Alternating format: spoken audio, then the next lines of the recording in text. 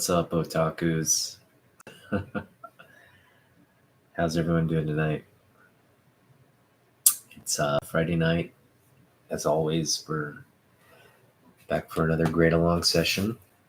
And today we're going to cover actually quite a lot of books. I think we've got a big stack tonight to get through. I'm just going to, 3, 4, 5, 6, 7, 8, 9, 10, 11, 12, 13, 14, like 15 books. So it should be, I'm getting kind of faster on the grading of these. And it should be a good time. We're going to talk sort of the goings on in the week. There's some news here to touch upon. So it should be fun. Emerald City Comic Con is this weekend. I'm not going, but I'm sure there'll be a lot of interesting posts from people in the community, local people here. And just it's always a good time, when the Comic-Con comes around. It's nice to kind of like see virtually kind of through other people's posts and videos with the event, what I missed out on. But not that much interesting lineups in terms of people I like. There's a lot of talented people at Emerald City Comic Con this year. Don't get me wrong, but no one specifically that I kind of like, where I would want to just like have to shell out money to see them. So I was hoping we'd see like some big names this year, but unless they, it's this weekend, so I don't think the big names are getting announced. So just gonna skip it this year. Don't feel like I'm missing out on much.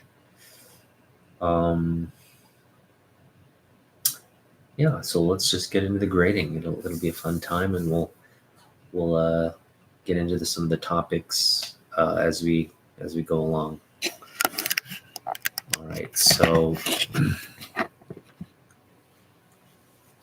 our first book here, we're going to start out with some John Romita Sr. goodness. And that is, let me get this up here just a little bit. You've got Spidey Super Stories. Now, for those of you of my generation, specifically my generation, you're going to remember Electric Company. I loved Electric Company. It was kind of like it was on PBS, and it was kind of like the show that followed Sesame Street. It was like around that same time slot. And it had the likes of like Rita Moreno, Morgan Freeman, just a lot of very talented actors and actresses in the cast of people, who would frequent the show. And I just remember being very entertaining, and always there was a corner in the program where they had a live sort of action Spider-Man come out, and they kind of prefaced it with like a comic book scenario, and then Spider-Man would come out in this costume, and they do a little skit on some kind of situation where he was trying to teach kids some kind of lesson. And I always remember that's the thing I looked forward to most when watching that program. I just look forward to that little Spider-Man, segment. And unbeknownst to me, that they actually had a comic book series that was coming out as well. And this actually ran like 30 some issues. And for the most part, they were penciled by John Romita Sr. So this was just right during that heyday of Romita Sr. Spidey art. And this is just sort of a offshoot title that Marvel and Electric Company were publishing. Great, sort of like back covers. I've got another issue here where you can see the back covers like this reward. So just kind of like, not your typical ads, but sort of you got like a front and back cover on this great comic book. So I would love to collect more of these. This is sort of like, if I could collect this whole run, that'd be great. But they're kind of hard to come by, and they're generally like pricey when you do run across them. Because I think, collectors like me have that same nostalgic connection to the book, and I'm sure they're not. This wasn't like, overly printed. It's probably had a very select print, a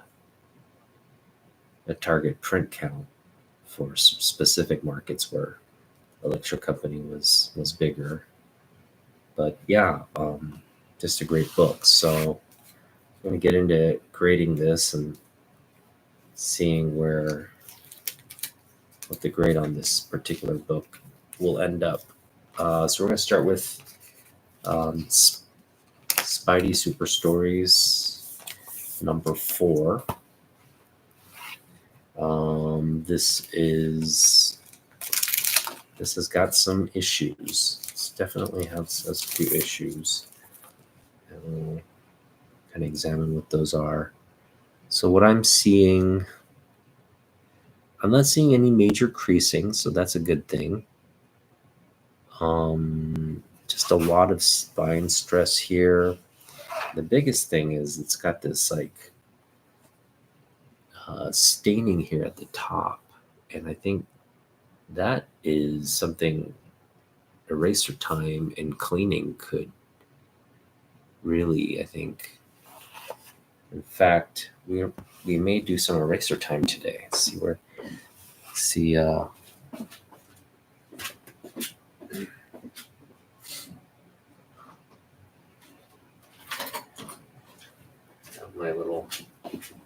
got my trusty eraser here. And this is a book I don't mind, even if it gets a little out of whack, it's not going to be the end of the world. I do want to be careful here because it's got there's a little bit of a tear there. So I just want to see what the, erasing here does. Doing it very lightly. But I'm thinking we can just pick up a little bit of that dirt. I'm already seeing like a huge, like a little bit of an impact here.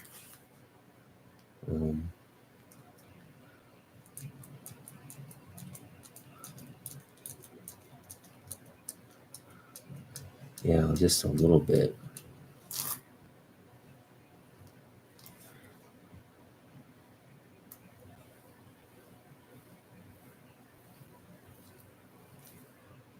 Something's coming off. All right, well, I don't know if I'm going to spend all that much time on doing this.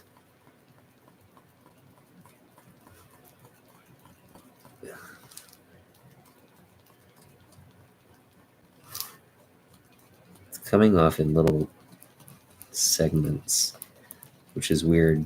I'm just thinking this was like exposed maybe at the top of like it was under a stack or something,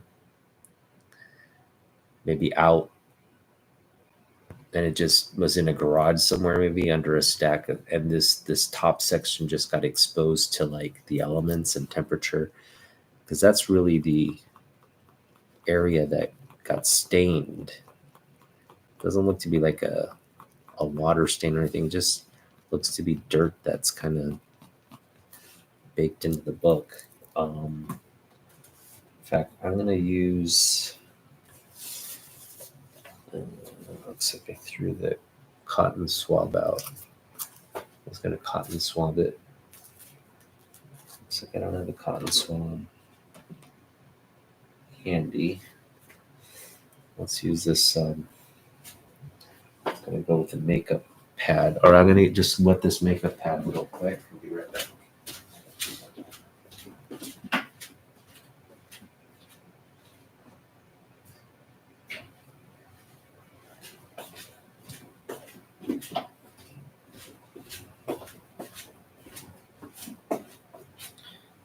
All right, here we go. We got some bleach here on the makeup pad. I'm just going to wipe this off, see if that kind of comes off with a good rub there.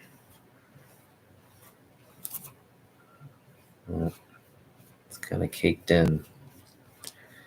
Again, I think it just needs some more eraser time and should be good.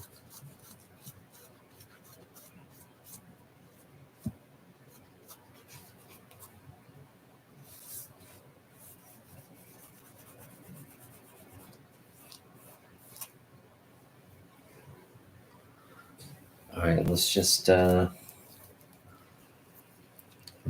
the eraser across there again. I'm just going to let it dry a little bit.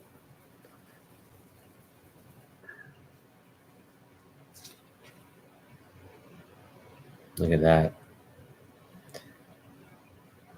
We got Win Mortimer and Mike Esposito on inks and pencils. John Romita is the art director. I'm not sure what that means. Maybe he's just overseeing the project, like an editorial duty or something. All right, here we go. We're going to just lightly erase the top of this book. Not a lot of pressure. And just hope to get some of that gunk off. All we want is this seems like it's going to take a lot of just kind of repeated motion. And it's something that, it's going to just get progressively better, but not be perfect. So I don't want to belabor this top. I just want to maybe kind of get looking a little better, and then we'll just maybe down the road spend a little bit more focused time on getting it wider, but I don't think it's going to improve a lot at this point. But yeah, I mean, I know you can't really see it, but that's what you see the little border there. Hey, what's up, Rough House? Thanks for joining, man. So yeah, it's got a little top. Again, it looks like it was just something was on top of here. And the top part was exposed to maybe the elements. Got a little like dirt stain. It's a clear border there, so something obviously was covering it. The rest of the book doesn't actually look that bad. This was obviously a comic book that got read, but overall kept in pretty good condition. Again, there's no real big creases. This could really benefit from a nice press. Got some spine. I would have it at a solid 5.0 right now. Back cover looks really, really nice. And yeah, this comic book doesn't contain ads, so that's one difference that is very different from other books from this time period. You've got, open it this way.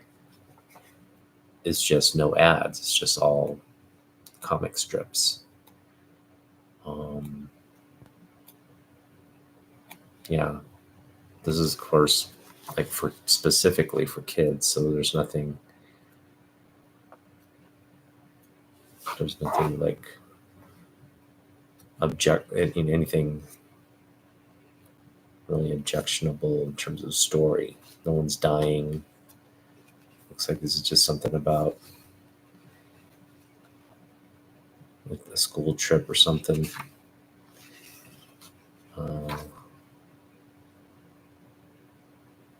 Medusa.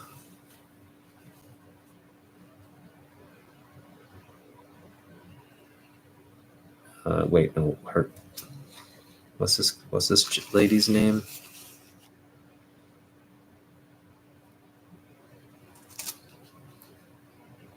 Madame Medusa. Yeah.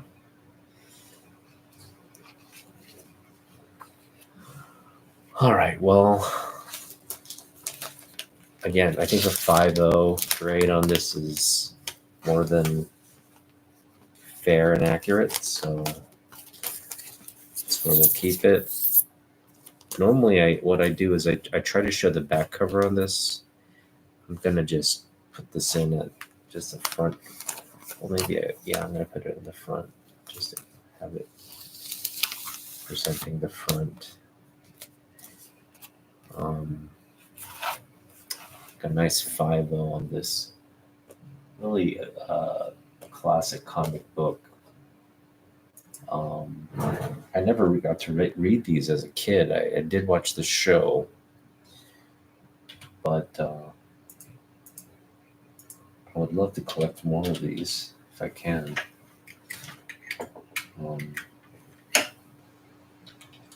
Got these nice John Romita Sr. covers that are what really make this series a collectible. Also, just the memories of that show, like, Picture Company was a pretty groovy show. It was like one of those like 70s, things that lived in the 70s when I was very, very young. All right, let's go to the next book. This is Spidey Super Stories, issue number 16. And we got this great Jaws homage here.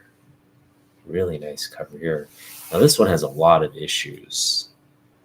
And we'll try to kind of break down the grade as we look at the book.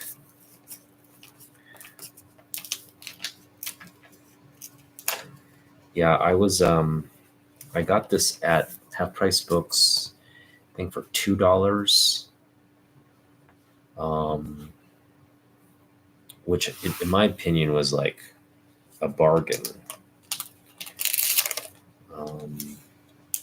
This covers so really nice. Now this one's has a lot more issues than the previous. So you got a lot of just minor creasing here in the corner. You see that right there. You see some creasing right there along the edge. Just a lot of another crease here. Spine is really kind of worn. This could definitely benefit from a press. Overall, the color's still vivid. We've got a chip here at the top. Right here, you see the chip. Get a better angle. There it is. So yeah, I mean, at the moment, it's not going to get anything higher than a 4 for sure at the moment. Back looks pretty dingy. This would be another book to just spend with eraser time. I know we could get this back cleaned up quite a bit if we did some focused eraser time here. Let me see. I do want to just get some of the eraser looking cleaner here. Get that previous gunk off and just kind of give it a nice clean along this back portion.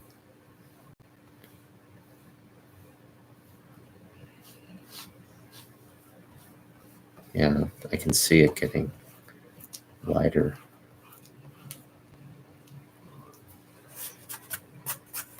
Nice. I'm going real light. It's picking up that dirt. That's good.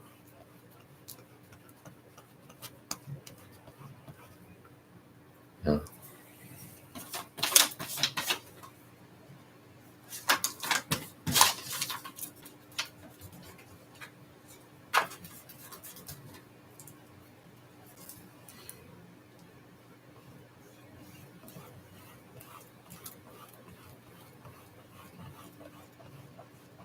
Yeah, we're able to get this a little lighter, which is good.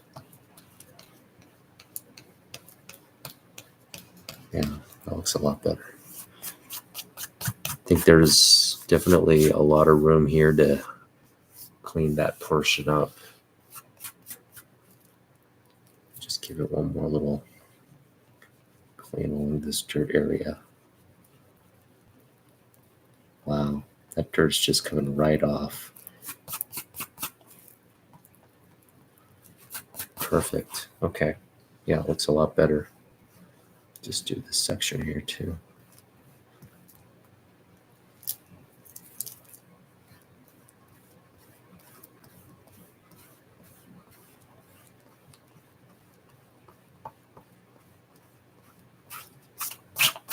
Much better.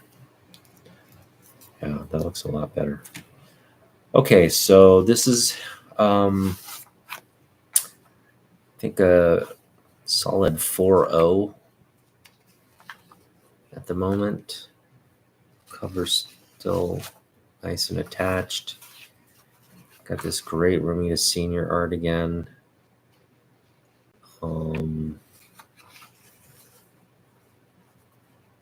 This is just, you know, Marvel heyday stuff here. They're not showing the artist though. Yeti Hot. They've got a Yeti in here. It's funny.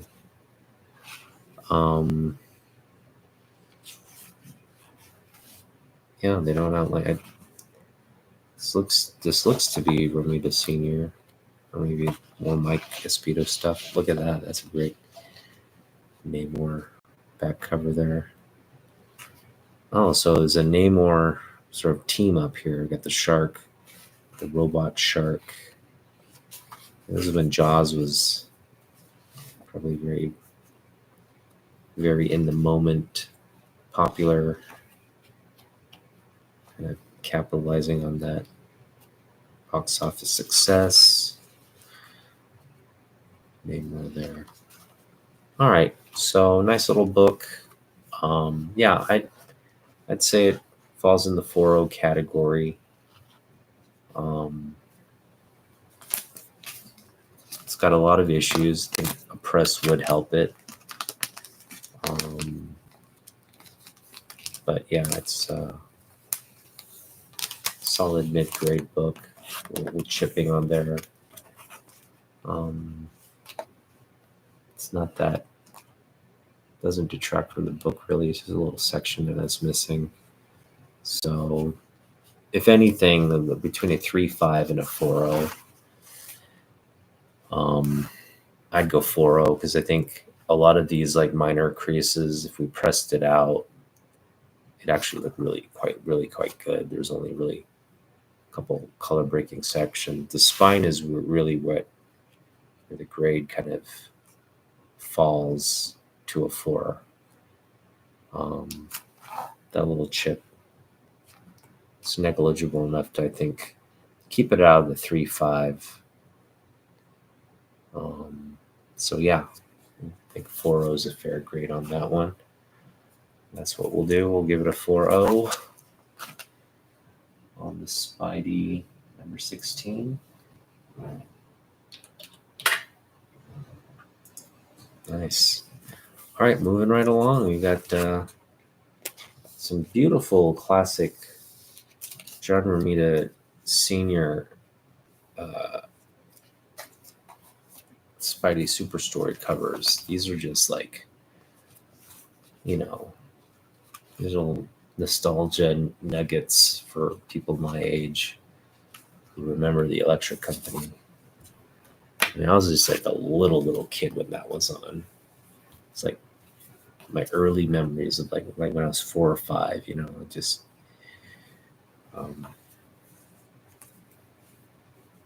watching a lot of TV, which is, I don't think the best thing for kids to do, but my parents didn't know any better, so not gonna knock it. This next book, so this is a reprint, and I'm just trying to remember what reprint this is. This is a Craven appearance here, Craven the Hunter appearance. Just gonna give it a little bit of a wipe down. Really, actually, decent, very decent condition.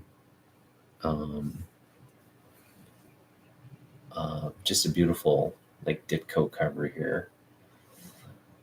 Let me see here. Marvel Tales. This is Marvel Tales issue 173. It's a reprint of ASM 34. And looks great. I mean, you've got a couple spine ticks, so this is something, doesn't really break color. So with a nice press, I mean, it could look really flawless. Other than those little spine stresses, corners are still sharp. Nothing really major in terms of creasing. This is a late 80s book. So got a little bit of some kind of stain there, kind of same situation. Nothing color breaking, just a lot of little sort of, indentations in the book, which a press would, nicely get out. We've got some, again, this is a reprint, some 80s ads in here. I guess some Mile High Comics ads. Yeah, just your typical GoBots. Got the GoBots there.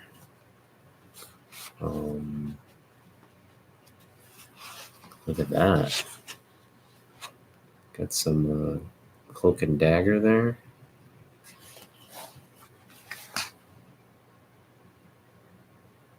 Is that Rick Leonardi art there on the cover there? It's pretty cool.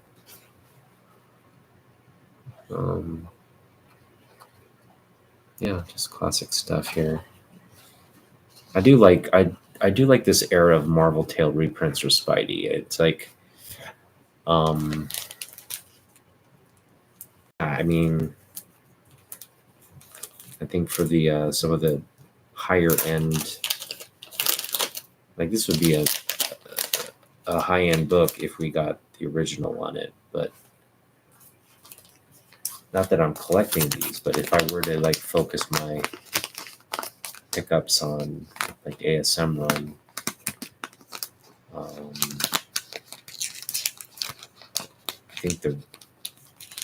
I don't know. I think there's something to be said about going the easy route on completing a run like this. I wouldn't mind spending money on a nice reprint, just a string of reprints. Again, it'd be more for, I guess, being able to go in and read, even though I don't necessarily collect these to read. I know some collectors do collect them to read from time to time. I'm not one of those. I'm kind of a collector that believes to just keep it as, untouched as we can. But yeah, this grade, let's get to the grade. I think this grade is, I'd give it a 7.5. It's got some issues on the back. With the press, it might improve to an 8.0, but as is, I think 7.5 is fair. But yeah, nothing terribly wrong with the book. Again, I don't think on a reprint grade matters as much. This is not going to ever be something that's worth a lot of money. It's just kind of nice to have for the art, the cover art, the interior art, and just the comic book. So yeah, not a big book at all. This one is kind of a big book. And yeah, I mean, I'm just, I know I gave this a good wipe down when I first got it. I think I got this for like $1 or something like that. I got a real cheap at Grit City, if I remember correctly. This is a beautiful book. There's just sort of this staining on the book. But yeah, this is apparently the first appearance of Shang-Chi outside of his own title. And the first, of course, meetup between these two characters, which is kind of cool. And great John Romita Sr. cover. So I just really lucked out in finding this, again, for like $1. And this is a book. We've got Ross Andrew on interiors, Len Wein on the story. Just classic stuff here. Classic Bronze Age book. Yeah, really nice stuff. So sort of a late Bronze Age book, I guess. Big giant size. Got some reprints. A reprint in here as well. Yeah. Pretty cool book. We got a little slight micro tear at the top here. Nothing that major, but I think there's just a little bit of dirt there too. I don't know if you can see it. A little tear here, a little dirt. We're gonna do some eraser time here, see if we can fix that up. I'm sure we can at least get it looking a little better. All right, let's try this. Just gonna go across here, see what we can. Yeah, that looks like it's not coming out.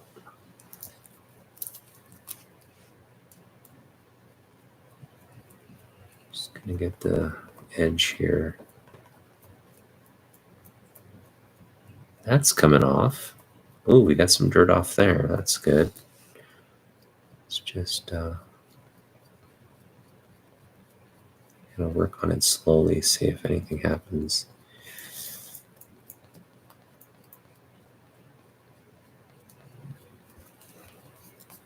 Looking a little better.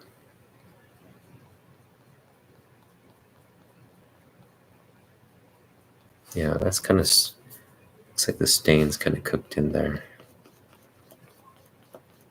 I don't think I'm going to get much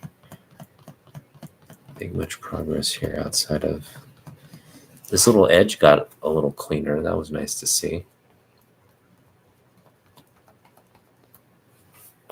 All right. Wasn't a complete waste of time here. Just slightly work this edge here, get that looking a little cleaner as well. Yeah, not bad. Okay, So the grade on something like this, I mean, it's a solid mid grade. As is, I'd say it's so just looking at, there's again no creasing, just a lot of little indentations here on the edge. The spine's kind of, it's not stapled. It's one of those there's a little bit of a tear there on the corner. So yeah, with the tear, I mean, this is going to probably be a 3.5. The other thing that's really, you can't probably see is there's a lot of staining here, and it's like mildew that's kind of just integrated into the surface of the book. It was like sitting on top, and then it just absorbed into the pulp. So it's just this stain. It's like a stain, and it's really apparent on the white areas of the book. If I tilt it up, you'll be able to see what I'm talking about. You see that little, like, it looks just, it's just very splotchy right there. So we got a lot of that going on. That's probably the thing that would, like, if that wasn't there, this would be a mid-grade book. But with that there, it'd probably drop it to like a 4, and then you got the tearing, like just minor tearing throughout the cover. This the square bound book has just kind of been flattened as well. Hasn't kept its shape. So all in all, I'd say this is like a 3.5, maybe a 4.0. No, with the tear, with that little spine tear, I'd say it's a 3.5. Does, again, has just all these issues with the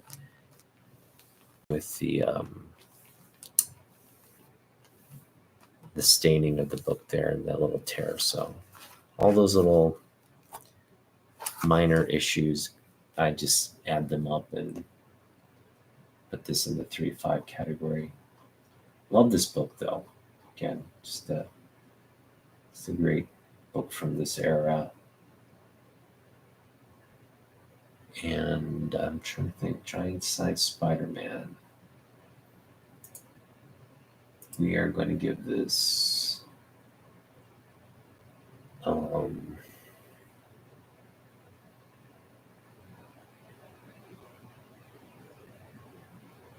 I'm going to give it a 3.5. I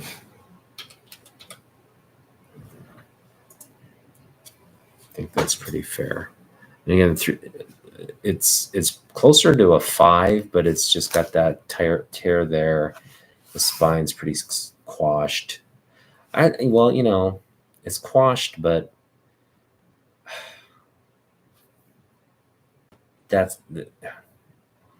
yeah, I mean, again, even with the quashing of the spine and everything, I would put it at a mid-grade.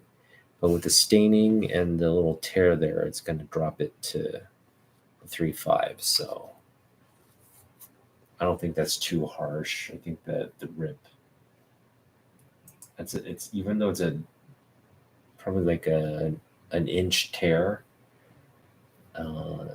For me, I think that's something you wouldn't want to call minor or small. It's probably, you know, significant. I wouldn't say major, but it's significant enough to drop the grade a whole notch. You can see the tear right there. See it right there? That's a good glimpse of it. Right. As it comes into focus.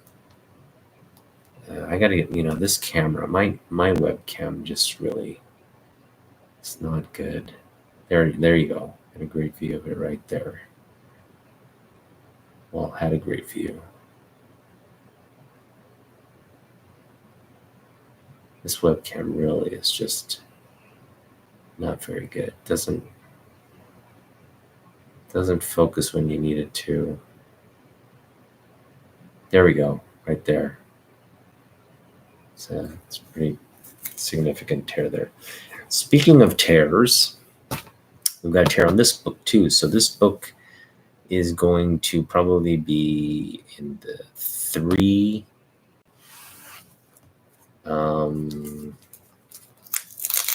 Yeah, I'd put this at a 3 because, and again, it's just because of the tear. If there was no tear, this would actually be, I'd say like a 7.5, but it's got a spine split here. I'm going to try to show you.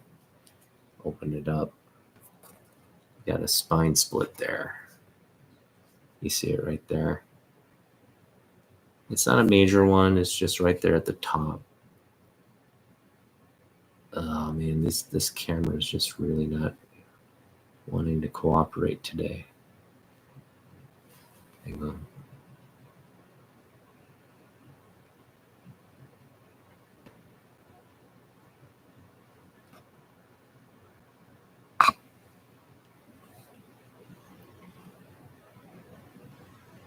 There you go. There's a good view of it right there if it ever comes into focus.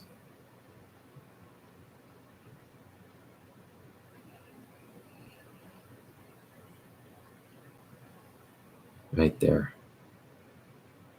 You see that little tear there? This is the gold second print of Web of Spider-Man 90. Got the gold hologram. That hologram is John Romita Senior Goodness in the hologram there. It's actually a really good view of that hologram. The other thing really cool about this is, I mean, this is like, yeah, we got some great Alex Saviuk art here.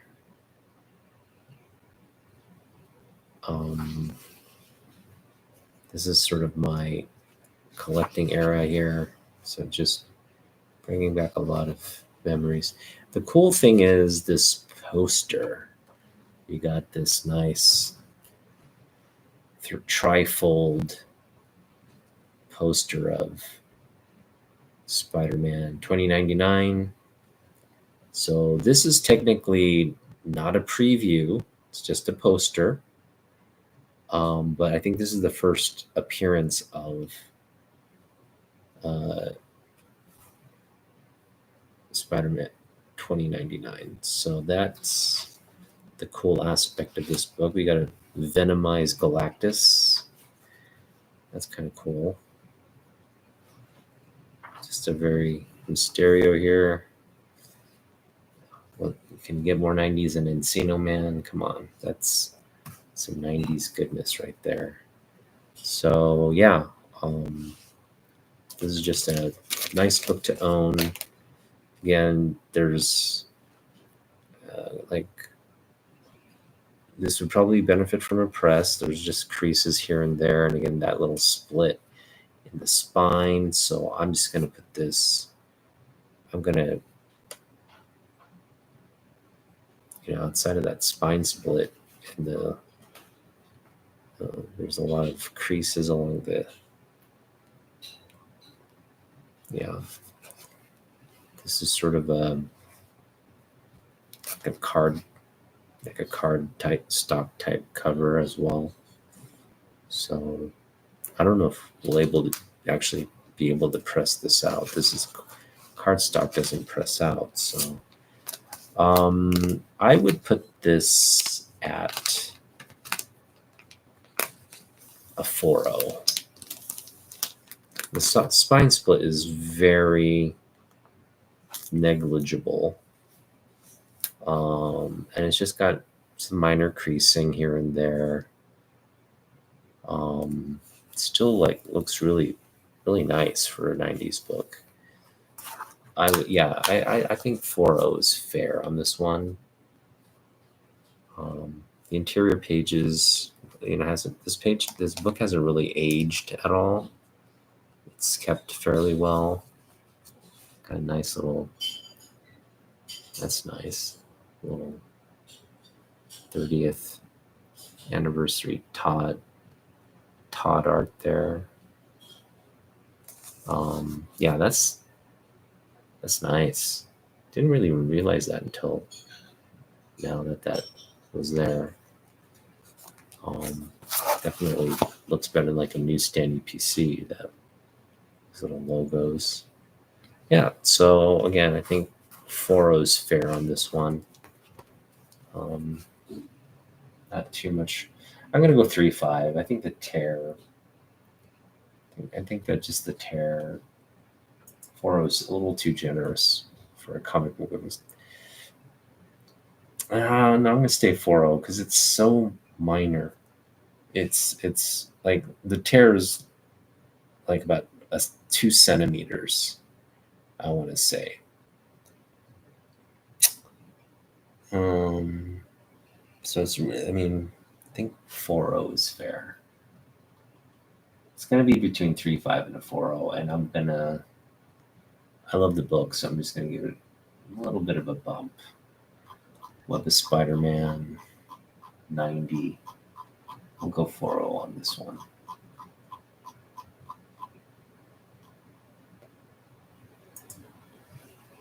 Again, had that great Rick Leonardi poster of Spider-Man 2099. Probably the highlight of this book. We got the second print. And we're going to go 4.0 on this one. No, we'll go 3.5. Ah, 4.0. We'll go 4.0. We'll go 4. It just looks too good to be any like a 3.5. I've seen 3.5s that are just really, like that. You see a lot of like minor creasing and all that. So I think this one does present a lot better than a 3.5. So we'll go 4.0. I think that's fair. All right, we're kind of halfway through our pile now.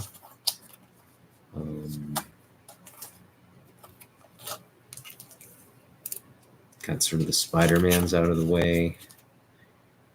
We're going to look at more Marvel stuff as we go along. We've got some great Kirby art here. Captain America. That's actually upside down. This is Cap and the Falcon, issue 199. Ditko doing the cover here. I mean, this is classic stuff right here. How beautiful that is. On interiors, who do we got? Oh, that looks to be Ditko on interiors as well. That's nice. Yeah. Sorry, not Ditko, Kirby. Jack Kirby. We got Kirby, yeah. Kirby, it's written and drawn by Kirby. So, very nice. Look at that splash page right there. It's pretty dope. All right, that's pretty cool. All right, this is actually a decent grade as well. I mean, spine's really clean. I put this at an 8.0. Yeah, back looks good. I think 8.0 is fair on this one. Nothing really majorly wrong with it. Could benefit from a press, but overall, it's a really clean book.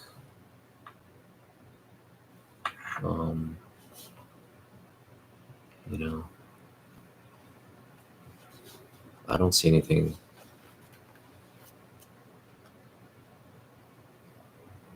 Yeah, I don't see anything. There's some the white on this back cover's a little dingy, but you know, guess we could do some eraser time with it, but I'm not. I think it's fairly clean. There's a little bit of a staple pull there, a little bit. But the spine, I mean, take a look at the spine. It's really,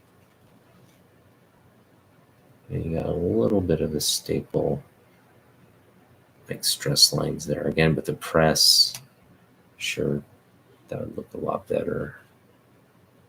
Just a couple spine ticks, nothing really major. Really surprised by the condition. Again, I think an 8.0 on this one is pretty fair.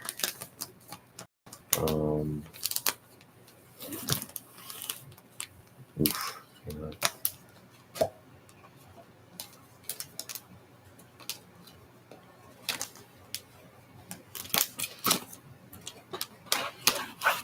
All right, that didn't go. That didn't go as planned. Let's try it again.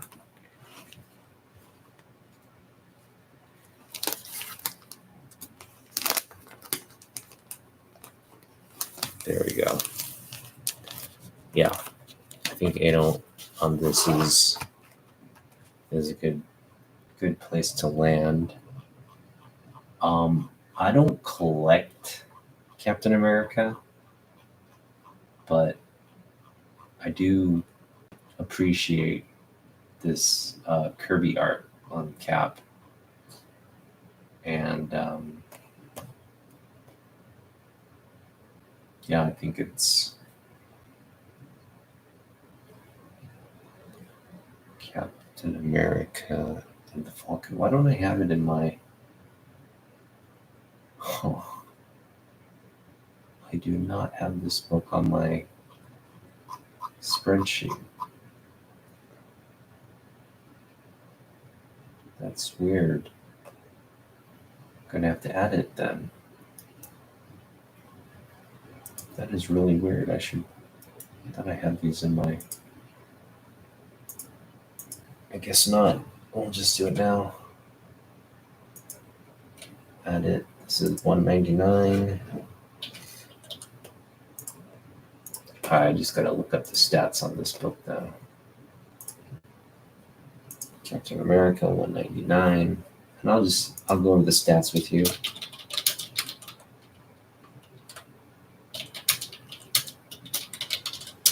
There we go. So, I mean, we kind of went over the stats already. It's Jack Kirby, Frank Giacomo,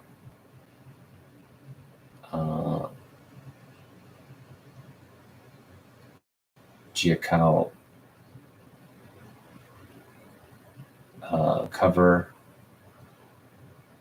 Same on the interior. This is a book from July 1976.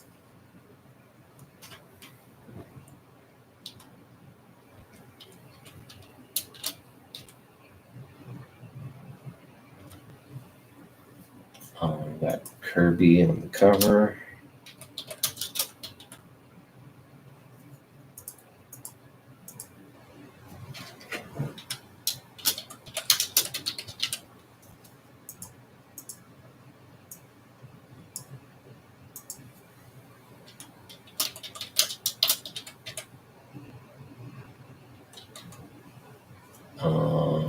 And Jack Kirby wrote it.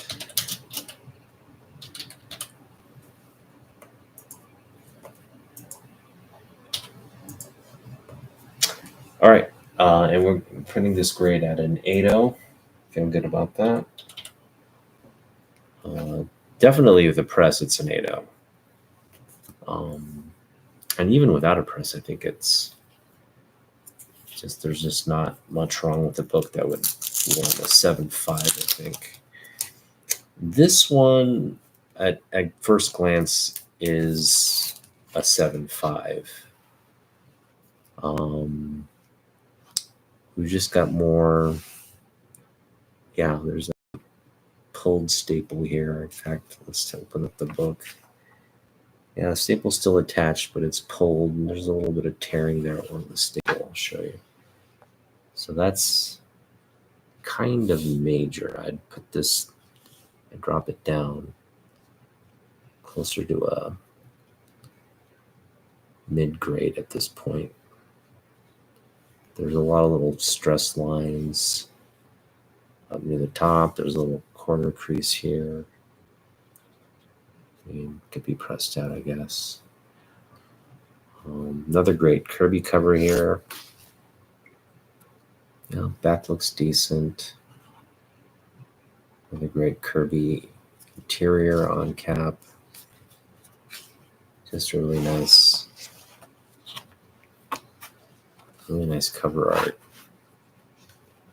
I mean, sorry, interior art. Very, very nice. I think Kirby cap looks pretty nice. Got the Falcon here. Yeah, this is nice classic comic book. All right, so this one I think we're gonna go lower. We're gonna go 6. Sorry, 5.0 on this one because of that little staple tear.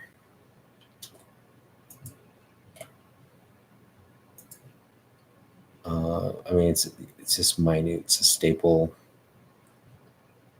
I don't want to say, yeah, it's a staple tear, kind of rips apart from the spine of the book a little bit. This is 201.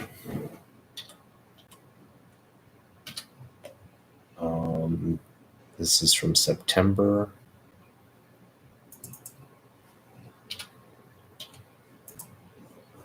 And we'll go, yeah, I'll go 5.0 on this one. That if that wasn't pulled, I mean, it'd be probably in the 7s. But again, with that pull, I just drop it in down to a 5. I'll go 5.5 on it. I mean, I'll go 5.5. I think it's definitely closer to a mid-grade book, but I mean, it does present really nice. Again, give you a close-up on the staple damage there. That's what's dropping it down to a 5.0 in my opinion. I think 5.0 is fair for this one. All right, well, the next book is a really, really iconic special cover book. One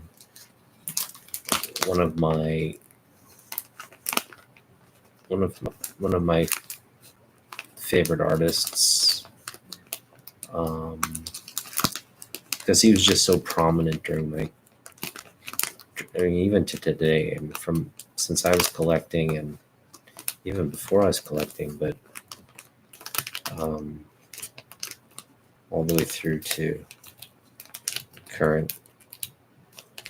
what he's doing currently. That's what makes this next book, if I ever get this bag and boarded. Am I the only one who struggles with rebagging and boarding books? I know there's like the way you're supposed to do it, but I always I don't know why I struggle with it. Jeez. You guys see me struggle week to week with doing this, right? All right, so what do we say this was? 5.5, I think. It's a fair grade on this one. I don't think again, that tear is what,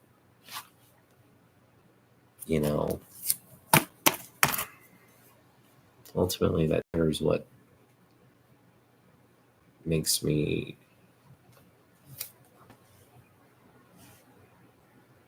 just eats at me. Actually doesn't look that bad. It's attached still, but there's a little bit of a pull on both ends, but especially on this end here of the staple. I don't know if you can, again, my apologies for the bad camera. Like here, that's where that staple kind of pulls at it. And I don't take that to be, I'd say it's a small issue, but for me, it just sticks out as something. It just sticks out as like not attractive. Excuse me. I guess before we get into this next book, I'll do Marvel double feature and another Jack Kirby cover here of Cap. This is, I got this, this was just a cover by.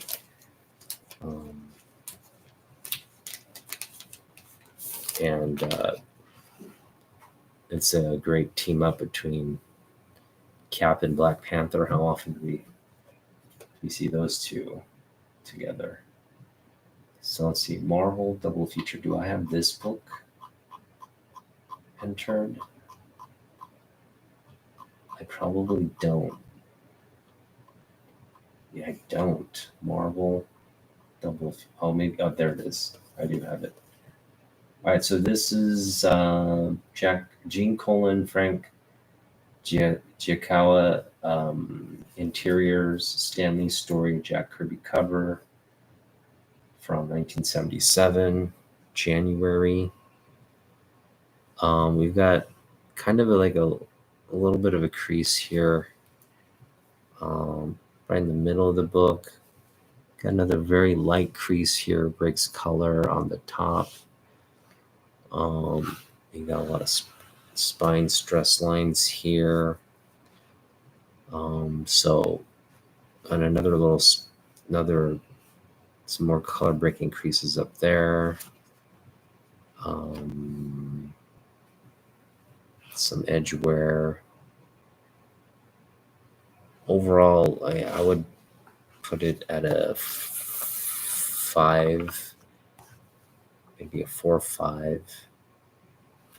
Look, outside of that, there doesn't seem to be much wrong with the book. Spines attached. Beautiful interior artwork here. It's nice. This is the Gene Colan artwork. There you go. Oh, that looks like it's Kirby. Probably is Kirby. All right, so the back, we've got some staining. That's not good. So yeah, I'd go 4.0 on this. I mean, it was already kind of leaning toward a 4.0 anyway with the staining. I'd go 4.0, maybe even 3.5 with the staining. 3.5 to 4.0. Oh wait, it isn't Gene Colan art. It is Jack Kirby art. Why did I think it was Gene Colan? Okay, so it is Jack Kirby on the pencils.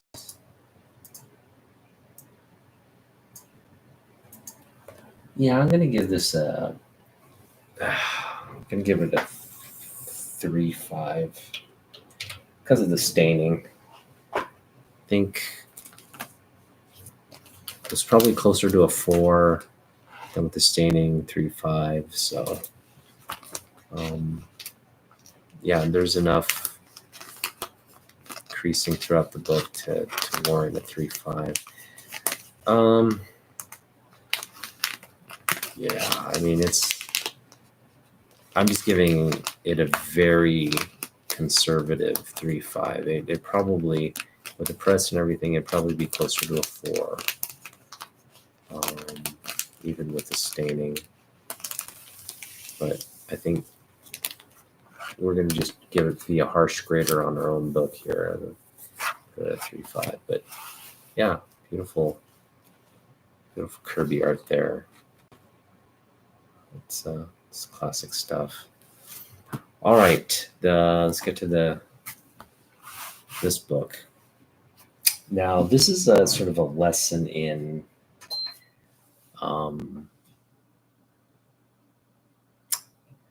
it's a lesson in buying stuff online. Because I knew there was creasing here on the corner.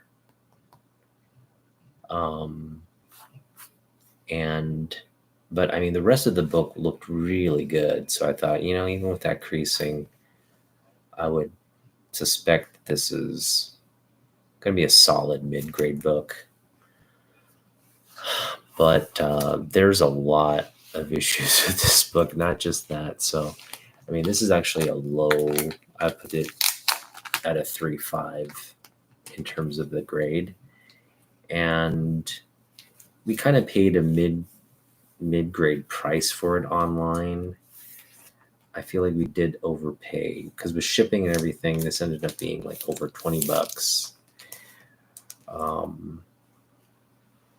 And for a low grade book, I don't think that's necessarily something we should have paid. But I do love this book. I do love the artwork on this book. It's John Romita Jr. cover.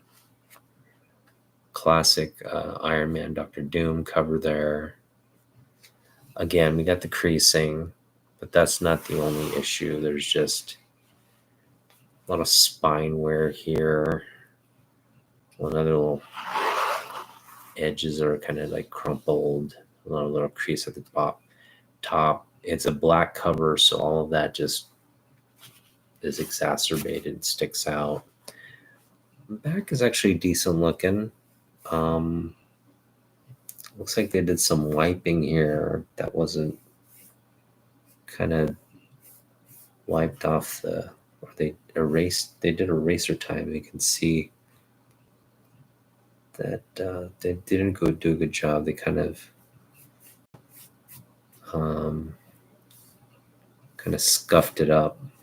I'm probably, I know you can't see it because I'm not showing it to you, but you see that right there. It's when you get close, you can see it's like scuffing. You can probably see it there. So it's like they went a little overboard with the eraser time. Yeah, I need here probably get a better angle.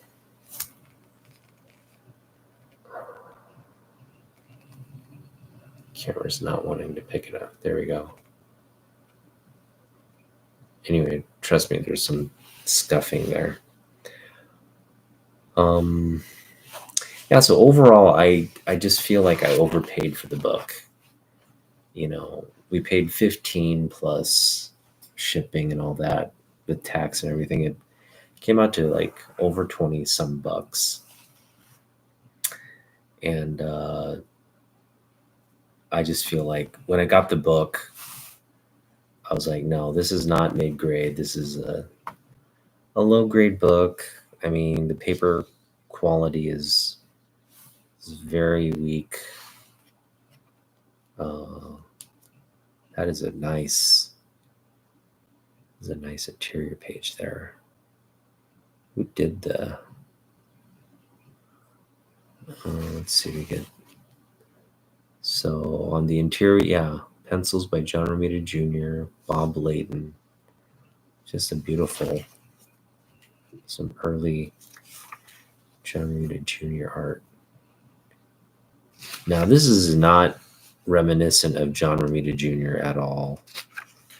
You can tell he's like making a concerted effort to be sort of more like the Marvel type, the Marvel way artist. But beautiful interior. I mean, that's some very nice looking artwork. But yeah, this is nothing like the John Romita Jr. we're accustomed to. But with that said, again, I think we just overpaid for the book. Yeah, I'm gonna put this at a 4.0.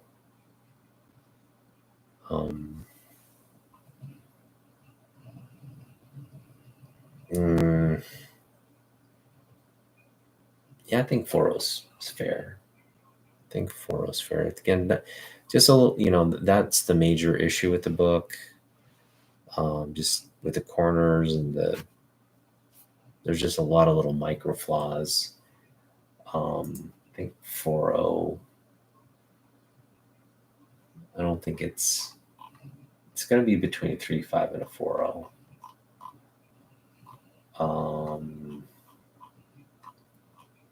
No, I'll give it a 3.5. That creasing is pretty bad. So let's see here. Iron Man 150.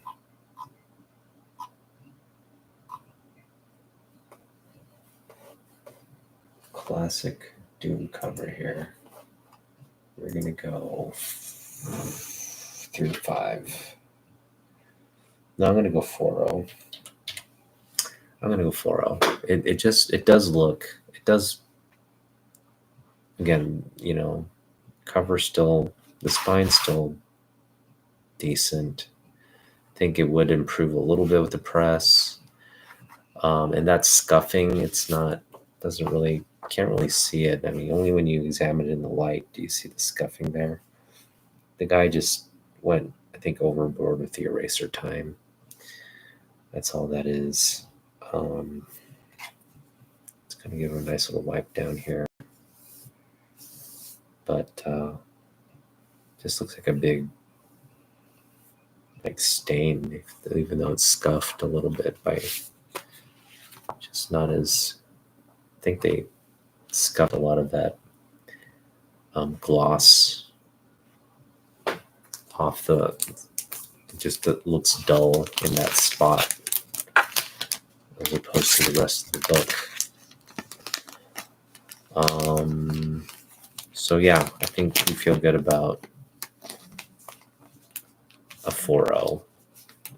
I'd say 4.0's fair on a book like this.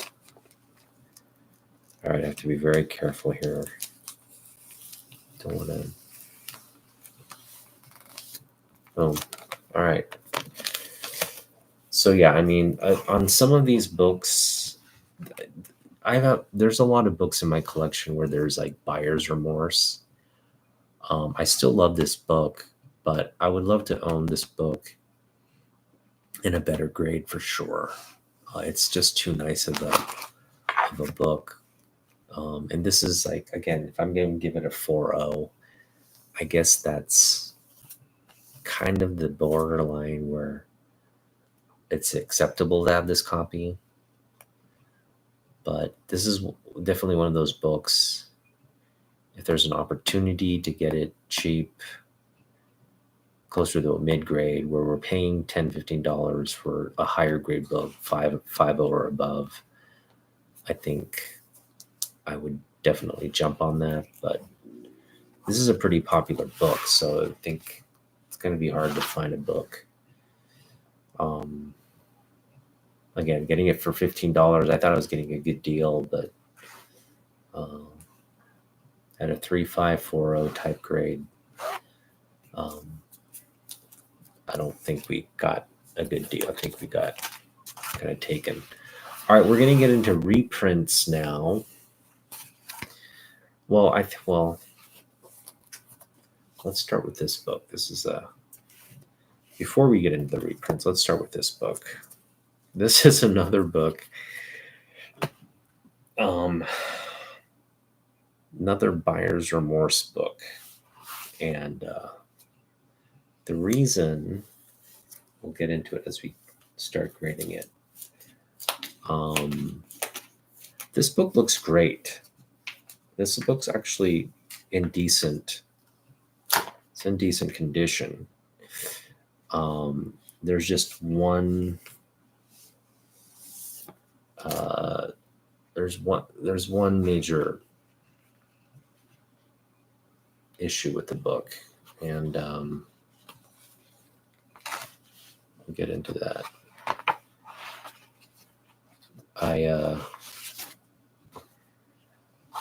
I didn't at the time. I didn't pay. I thought I thought I got a good deal on it. I think I paid $50 for this book. It's somewhere around $45-50, and it's a beautiful copy. Beautiful John Romita Sr. classic Fantastic Five sort of cover here. What If number 1. But as you can see here, there's just some, it just, like there's a little bit of a tear or like a detachment there. Now I'm gonna kind of do some glue time here so that we can really, I mean, as is, it's just really apparent that's sticking out there. So we just want to put a little bit of glue on there and have it not look as bad. If I can find my little, hang on, I've got to get my little glue applicator.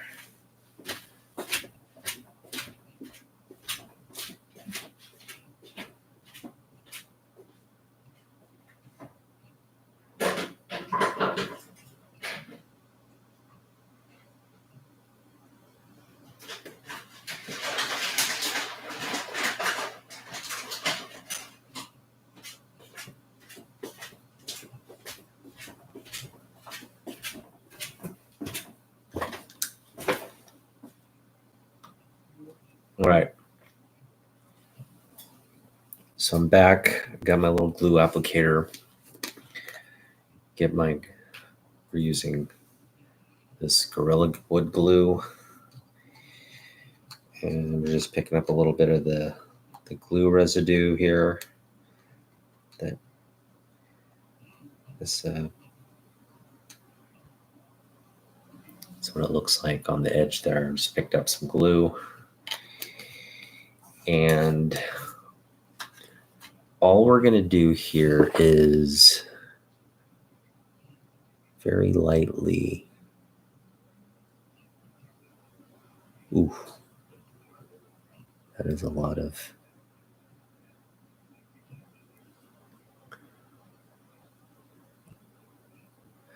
Okay, so it's a little wet there. All we're going to do is just lightly.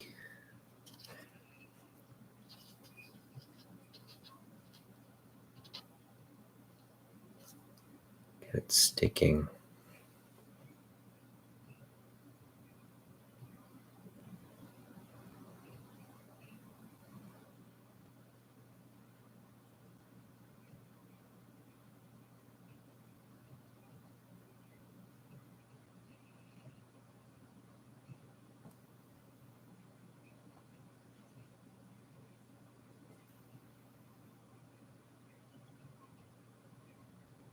It's just like a little sliver of paper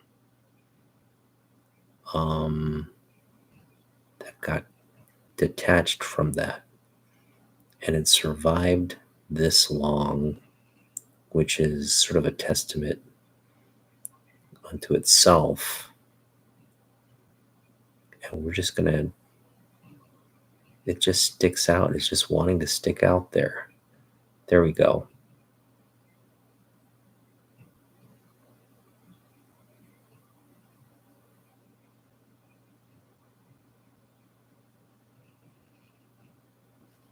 That's nice. Okay. So as you can see, it's now kind of like, oh, this came off again.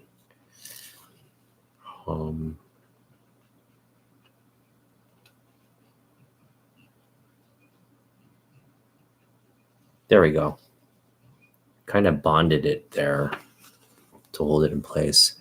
This little edge here is also sticking out, but that one, again, we're just going to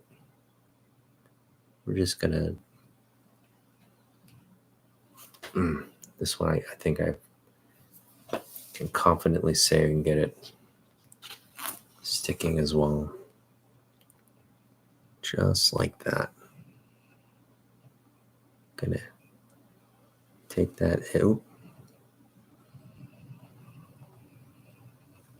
There we go.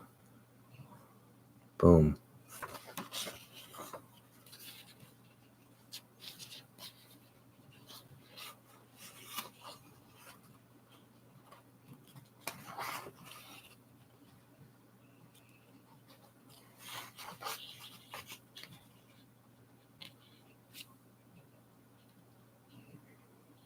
So this is not to necessarily, there we go. Again, we don't want that. All we're doing here with this technique here is we're making it stick to just sort of that surface area. So it's not like loosey-goosey where it could get caught and actually tear and rip off.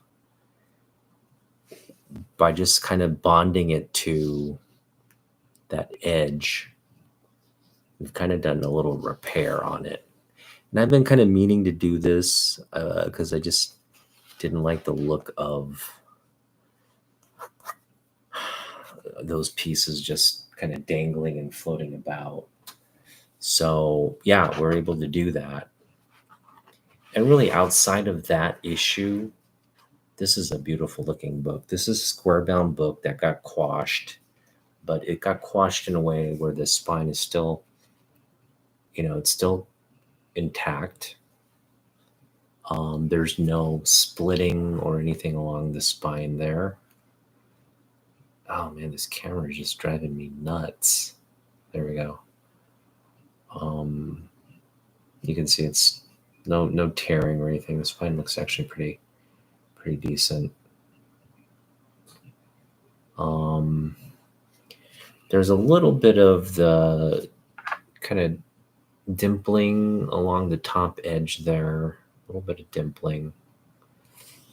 But really the major thing is that those little micro splinters coming off the edge of the book. And you saw how stark that splinter was. But now that I've attached it, it actually looks a lot better. If it ever gets into focus here. There it is.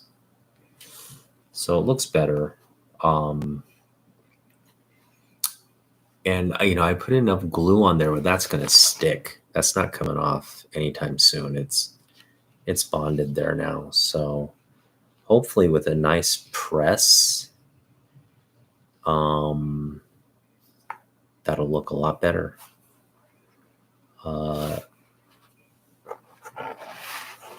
And this is the kind of like restoration that, CGC might make a note of it. If you ask me though, I think it's one of those restorations that actually will preserve that damage from exacerbating and getting worse. So it's actually more of a conservation technique. But yeah, getting to the grade, I think a 6.0, like without that sliver, I'd say this book is a 6.5. But you add the sliver there, I think it's a 6.0.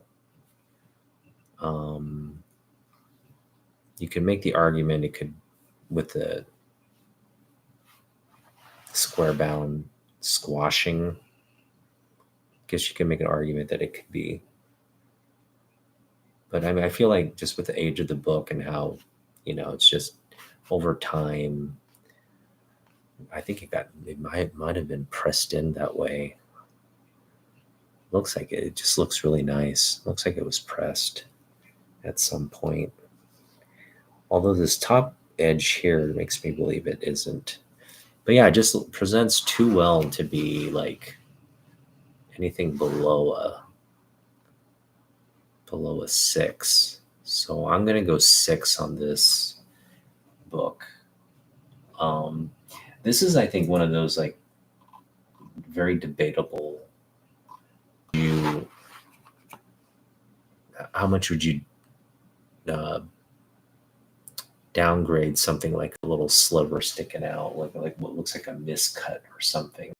I don't know if it was part of the printing process or how that sliver came. Maybe it got caught on something sharp as it was getting cut.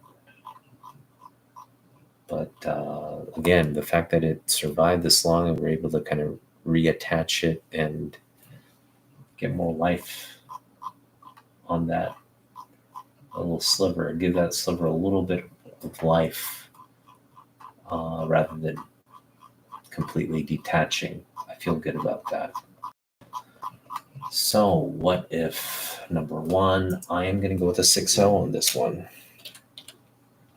And I love this book. Just absolutely love this book. It's a real classic book. Yeah, I mean, I kind of FOMO'd on this book when, What If the series came out. I kind of was like, yeah, it's just a classic book.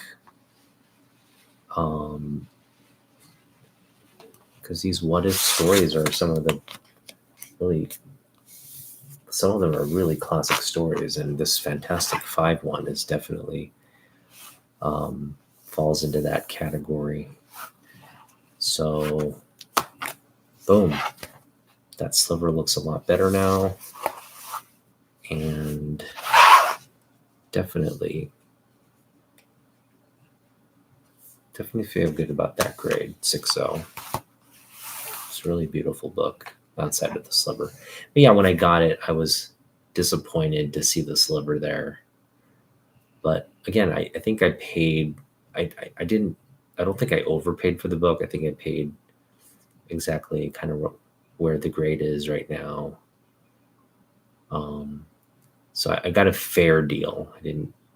Normally I like to get a good deal on a book, but in this instance, I thought I was getting a good deal, but with the sliver there, I realized, I probably got a fair deal. Still just a beautifully presenting book. Yeah, got the sliver not sticking out there, so it actually looks a lot better now. I'll just dry and bond and remain. That interior one also sticking, so just feeling really good about what we were able to do on this book. Okay, let's get into some reprints now. We've got this beautiful reprint. I mean, when I picked this up, I felt like I was picking up like a real X-Men, real X-Men reprint of the X-Men 2, was it? What issue was it? X-Men 3, I think. It really felt like I was picking up a true reprint of Uncanny X-Men 3. Hang on, why? So this is Amazing Adventures. I'm just seeing if it's... Can't find it on my list here. There we go. Amazing, Astonishing, no. Amazing Adventures, yeah, 3/7. This is a reprint of...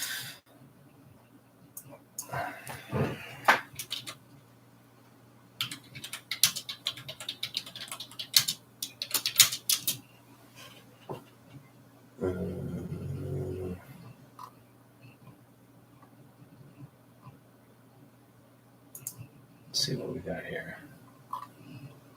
Nope, that's not it. Amazing Adventures X-Men. Is this it?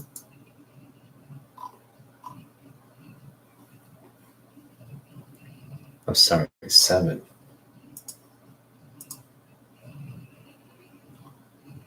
Number 3.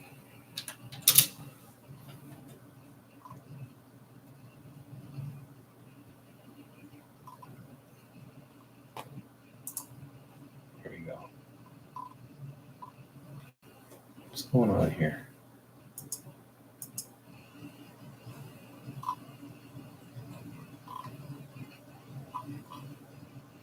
Amazing Adventures number 7. Here we go. This is it. Yeah. So this is a book from June of 1980, and it reprints X-Men number 4, which is this classic cover of the Brotherhood of Mutants, classic Kirby cover. And again, when I got this book, I was just like, wow, it just felt like I had stumbled upon like the actual X-Men book, which it isn't, but it just felt like that. This is just such a classic cover. You really get sort of the impact of the cover here, obviously on a modern book, but it just felt good to get this book. And dang, we got a little spot built OJ Simpson ad here. That's pretty insane. So yeah, the grade of this book, I'd put this at a. It needs a press, but overall it looks decent. Looks really good. Got Star Trek, the motion picture. That's pretty cool. It's a model kit. It's kind of nice. Got some, nice classic reprint here.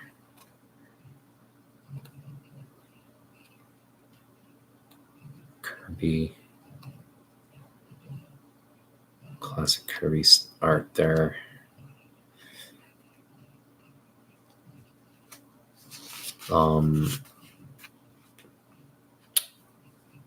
I'd put this at a 7, kind of 7.5.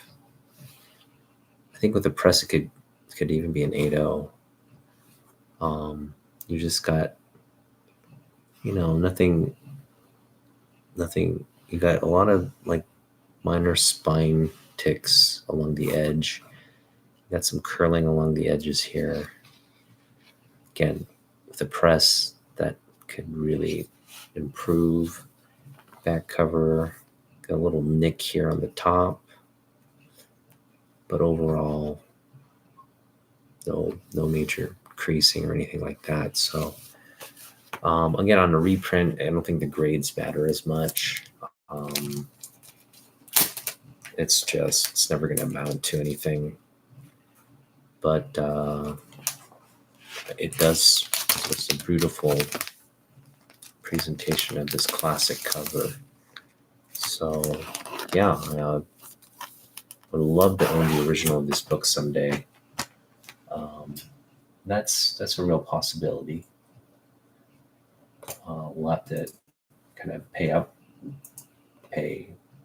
a decent amount for it, but that would be a nice book to own. It's going to be, I would imagine even a low grade copy on a book like this is close to $1,000. Or is it? I think let's check. Who knows the pricing on X-Men 3 off the top of their heads? Let's see here. X-Men 3 is going to be...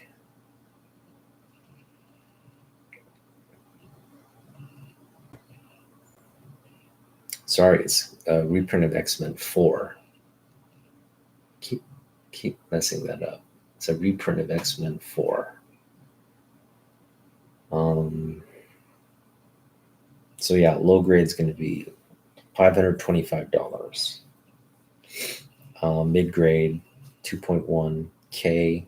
High grade, it's a $10,000 book.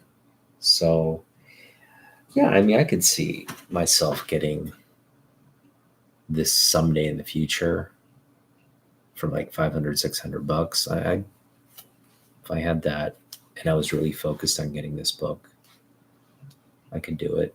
Again, this is like the first appearance of all these great classic characters here. So it's a huge book. Early, again, X-Men issue number 4 in the run. Classic artwork. Magneto looks really kind of menacing there. Beautiful stuff. All right, so yeah, another reprint. Again, I think we put the grade here at... Well, we didn't give this a grade yet. I'm going to put it at a 7.5. It's a solid 7.5.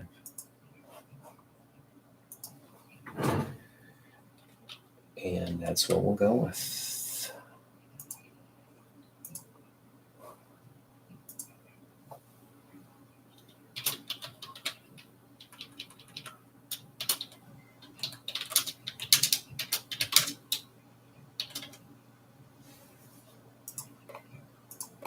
All right, moving right along. We've got another reprint here. I'm going to take you back to maybe, I think, 2 years ago is when we picked up this book.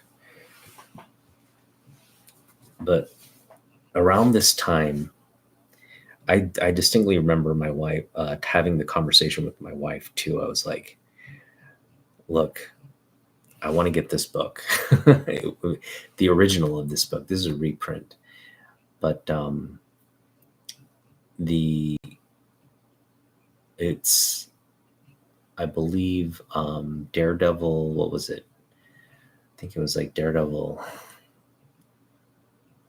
I want to say it was Daredevil like 57 or something like that. Let me look it up real quick. I still have it on my wish list.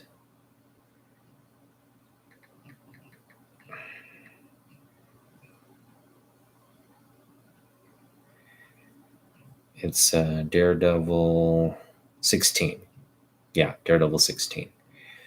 And what it is, it's the first artwork on Spider-Man by John Romita Sr. I mean, that's huge. You got to realize, like, he is this character. I know he wasn't the first to work on the character, but he defined the character. Like, it's his character. If there's one artist you can attribute, and sometimes that is just the first artist to work on it. But in, I think, the case of Spider-Man, it's not the first. It was Romita Sr. that really. Now this particular, it was Romita trying to be like Ditko-esque Spider-Man, so it just doesn't look like, that classic Spider-Man that we're used to seeing with Romita Sr. But again, it's the first time he does the character. And this is great scene where they're kind of flying at each other over the cityscape. And I was like, so I was trying to get Daredevil 16. I was like, just hell bent on, yeah, thanks, Ralphos. I was just hell bent on getting this book. And at the time, I found a copy. It was probably like a lower grade copy, but it looked really nice, and it was selling for like 100. I want to say it was selling for like 130, 120 or 130. And I told my wife, look, I want to get this book. And she kind of looked at me like, no, you're not spending 100 some bucks on a comic book. And I was just like, yeah, but it's undervalued for what it is. As it's a really good deal. I really think we should get it. And she's like, no. She basically said no, kept saying no. So I didn't get it. Wasn't able to convince her at all. So I just kind of gave up hope on the book. It's just one of those books. I think now, even now, like you don't see that book in low grade for that low of an amount, like 120. I think you can get it probably for 150. Maybe you could get closer to 100 if you look really.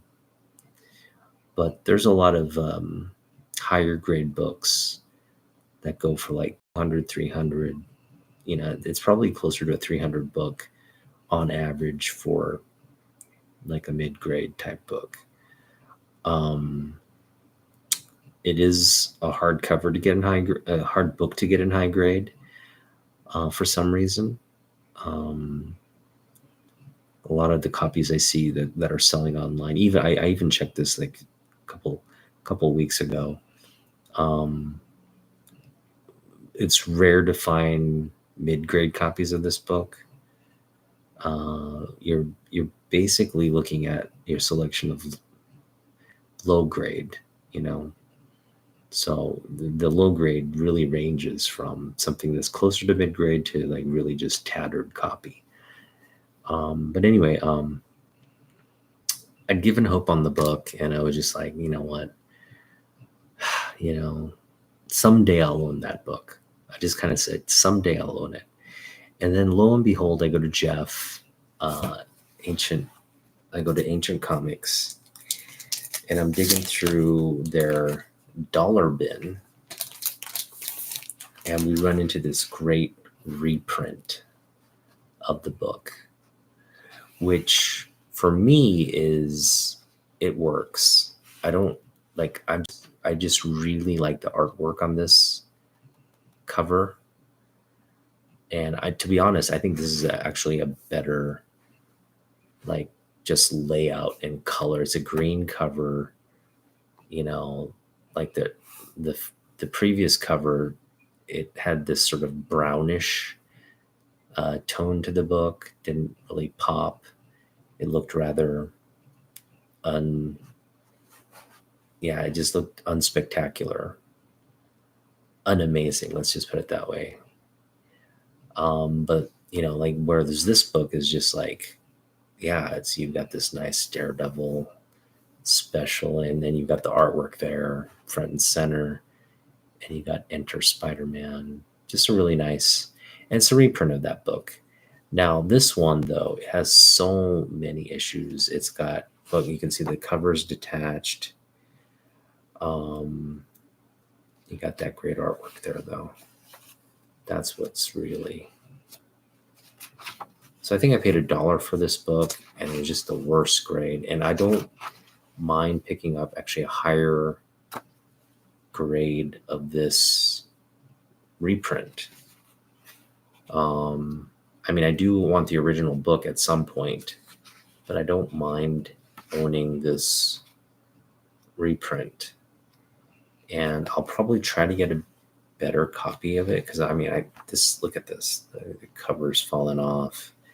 It's chipping. You got a big corner chip right there off the book, which I did.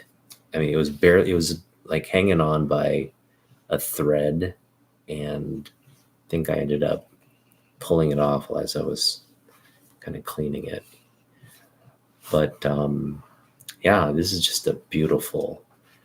I was just so happy when I found this book. I was just like, this is the next best thing, and we only paid $1 for it, and we get this, again, this classic cover, classic reprint of the book. I was just ecstatic. And I've actually run across this reprint, I think, another time. And I should have probably picked it up then. I don't mind picking up another copy of this in higher grade. But for now, even this low grade beater copy is still, for me, a treasure. Just love looking at this cover every time. Again, I'm just a big Romita Sr. Spider-Man fan. And, I wanted to get the original book, just one of those like price things. Not that it's priced too high, but again, $100, the wife wasn't buying that. So who knows? Maybe I'll target it this summer when we're working part-time and we get, our comic budget in for the summer. This may be one of the books I put on my list of books to pick up this summer. But I really want to be focused on Superman books when money starts coming in. So we'll see. Focused on like Jim Lee, Neil Adams. I think I'm really going to try to focus on picking up some Neil Adams Superman keys, but we'll see. All right, so that's that. This grade is just going to get like the worst grade. I'm going to give it a 1.5. It's just, you saw the cover coming off. Big sections of, it does present, I think, better than a 1.5, but when you analyze all the stuff wrong with it, the fact that cover's like nearly torn in half, I think a 1.5 is fair. So I'm going to give this Daredevil reprint a 1.5.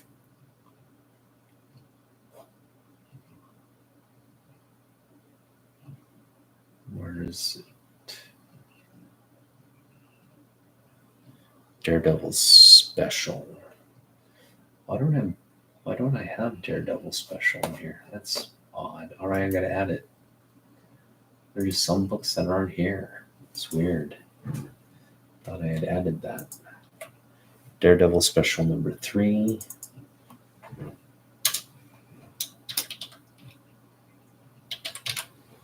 And it reprints.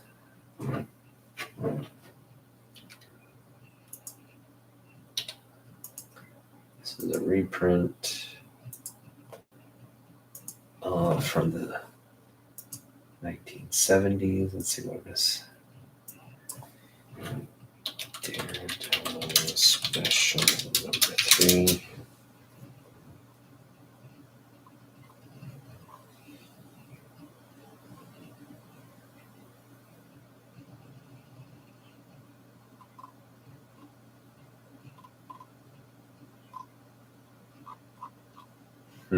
It's not coming up here.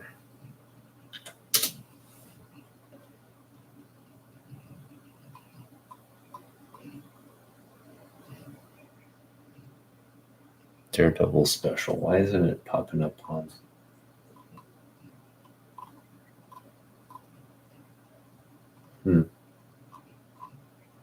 It's weird. Not seeing it pop up. Daredevil. Oh, yes, I meant Daredevil Special number 3. All right, well, it's not popping up on the database. I wonder why. Do I have to put reprint?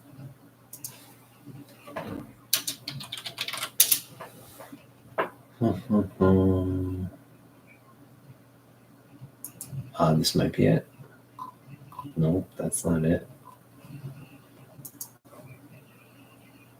Well, let's see when we have January number 3. January. What year is this from? Oh man. All right, just hang on. I gotta just look up the book here. Reprints.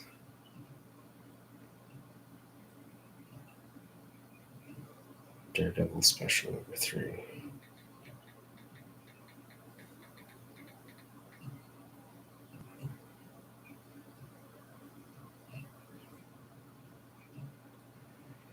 Daredevil Special.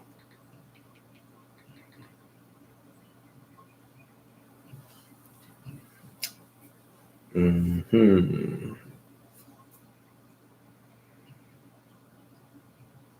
So coming up on Key Collector. Was this a ghost book? Come on, it can't be. Can't be a ghost book. Here we go.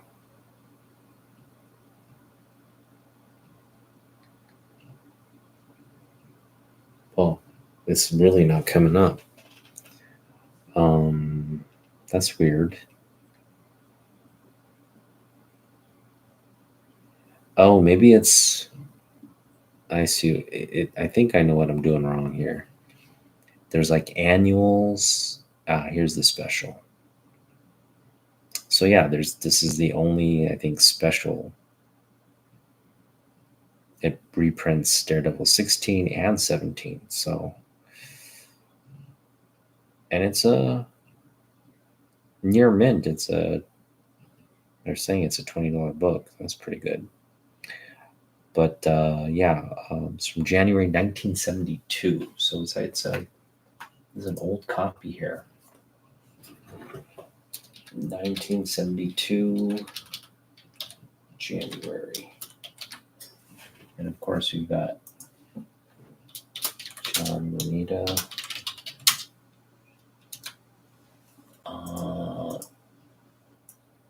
Did the artwork there, and then Stanley wrote the book. Boom. That's what we got. And the grade here is 1.5. Just a really beat up copy that I wouldn't mind getting. Yeah, it's not really an annual. It's kind of like an annual type book. So I went into, I guess, yeah, it might be under annual under Key Collector, but I went to a different app, Comics Price Guide, and it was there in a special category called special. But yeah, I think that's why I probably should have looked in the annual section. This was the annual. But yeah, great reprint of Daredevil 16, 17. Really just like a pivotal moment in comic books. This is kind of like John Romita's like audition for Spider-Man, I guess. And then he takes over. He kind of gets introduced and eventually takes over, and the rest is history. I mean, he penciled so many dynamic classic moments from the run. Really early stuff there. Beautiful. All right. This next book is probably one of the coolest books.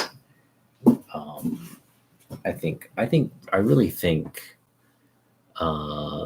a lot of collectors should go out and get this book because it's a reprint. We'll get into kind of what it is as we're grading. This is King Size Hulk. And let me just see if it's on my list. Yep, I have it on my list here. So we have this beautiful Frank Cho cover. Again, I love this book. I got this book. Initially it was like a cover buy before I really understood what it was. This one has a little bit of a crease here. It doesn't break color. With a press, it would It needs a press. It needs just a really nice press. It's got a little bit of a that does break color right there at the top there. It's got a little bit of a. This was sitting in a half price book bin, by the way, is when I got it. So it was handled quite a bit. You see a little, you're flipping through books. It's got that little finger. Yeah. Again, with the press, I could see that. It does break color there at the top, but it's so minimal. You could see that being very negligible. The back got a little bit of a little tear there. Not tear, just a little.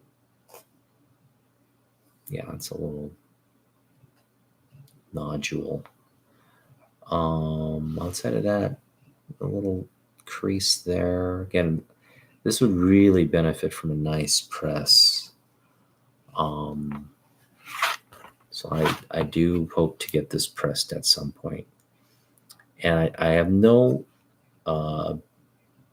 desire to get rid of this book. I'm going to keep this book. It's just a nice book to have. First off, there's like art by a lot of different artists in here. You've got some a story by Jeff Loeb. You got Art Adams art on this. One of these are like Hulk stories here. Got Frank Cho art on one of them, which makes it cool. So you got some original like Red Hulk type She-Hulk, Red Hulk versus She-Hulk type stories. But then again, part of this king size is the reprint of Hulk's 180 and 181. So what you're going to see here toward the end is the famous battle. You can see there's the first appearance of Wolverine, and then the full appearance where they battle. So it's a reprint of that. It's got an original story and artwork, Frank Cho art, Art Adams art. You got the original Herb Trimpe art. Just a great book, all packaged in this beautiful She-Hulk booty cover. Yeah, so absolutely, like, I think a must-have. The condition on this book, I'm going to put it at an 8.5. 8.0 to an 8.5. I think 8.0 as is, with a nice press, this would be an 8.5. Yeah, I don't think it'd be higher than an 8.5 because of this little top indent. But yeah, just a beautiful presenting book. And again, it's a reprint of a really classic. I may never own a Hulk 181 ever in real life. So if I'm gonna own a reprint, something like this is pretty nice to have. King size Hulk, got a beautiful cover by Frank Cho, and again you got that reprint going on there. So again, I'm gonna give this an 8.0. I think with the press, it could get up to an 8.5. It does need a press, and we'll get to that someday. All right, we're down to our last two books, the last three books. That's cool. And the last three books are, again, two books, reprints of two books I'll probably never. I almost pulled the trigger on this book this summer. And I'm glad I didn't, because it would have been a situation where I overpaid. So I think if I pick it up, if I target it this summer, I can get it for under $1,000. And yeah, this is one of those books. You have to you have to have it in front of you. You have to buy it probably from a, a dealer you trust, who's very transparent about, it has to be a low grade book. Obviously, I'm not going to get this in anything higher than a 3. But if I am going to get a low grade copy of the book, I really need to understand like where the flaws are on the book, and then make a determination. But yeah, this is a book I definitely. It's probably the biggest book that I would actually spend money on. Like, if you're wanting $1,000 for this is actually where I'd like pony up $1,000 to get, again, a really decent presenting copy. And that's the Giant Size X-Men. X-Men 1 would be a great book to have, but I mean, this is just this book here just for me is like the book. It's like that when the team expands, and just the start of that really dynamic Claremont burn. Even though it's Cockrum here, it's that sort of that era of starts that era of Claremont that we've come to know and love as the team. Yeah, X-Men 1 is just kind of out of my to be honest. This is really sort of the more attainable Grail. And I think it'd be a perfect time to get it this summer, because we're seeing kind of prices cool off. And who knows if there's a slab of this, and it's, again, we're looking to pay around 1,000, maybe a little under 1,000 for something around a 3. I mean, 2.5 would have to present really, really well, but I'd want it in like a 3. So I mean, I know we're looking at paying around $1,000, close to it. Hopefully, it may be under. But it really just comes down to, like, do we have a good copy? Is the seller wanting to, sell it or hang on to it? That matters too. If they're going to budge on their price. A lot of factors go into getting a book like this, but this is something we'll target. I'm not going to buy it online. I'm going to try to get it at a show or something, kind of check the walls and see. I know,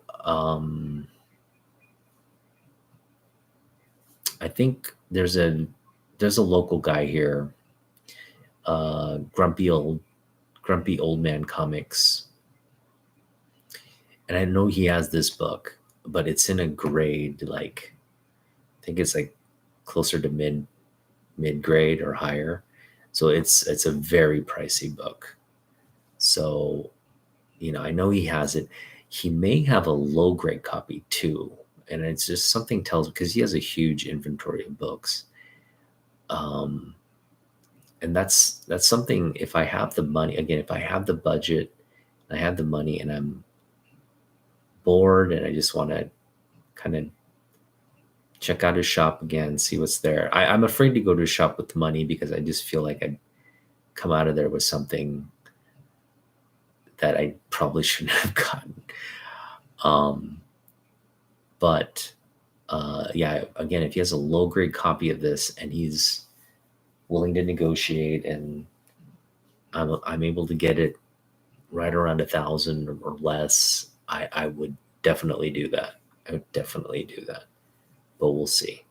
we're just going to be very patient on it. I'm not going to, again, that's a big purchase. So if we're going to pitch this, we don't want to have any kind of remorse and get it for the price we want. But anyway, let's get to some grading here. That's why you guys are here.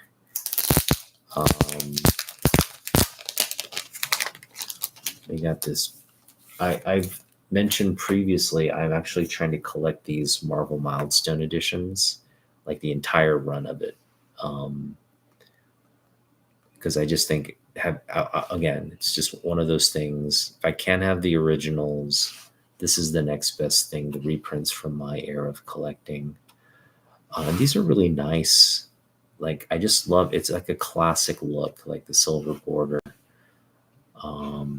Again, you get all the original ads as well, which is a really cool thing. It gives you that historical feel, like you're really reading the book. So yeah, this is obviously the classic issue, X-Men 1. X-Men 1 is kind of, it's a great, don't get me wrong, it's a great book, but it's, it's one of those like period, like sort of Silver Age books. So it just kind of comes off as like cheesy, like, like it's like, they're like, they're doing all these like practice drills, and they're like, they're kind of being competitive against one another. And then all of a sudden Jean Grey shows up, and they're being like hornballs around her. And it's just a real, it's unlike the X-Men I grew up with, reading, or I was introduced to when I was growing up. It's a real sort of like step back and an earlier look. Well, the first look at them as a team. And yeah, you just kind of get a sense that, like Bobby's the Joker,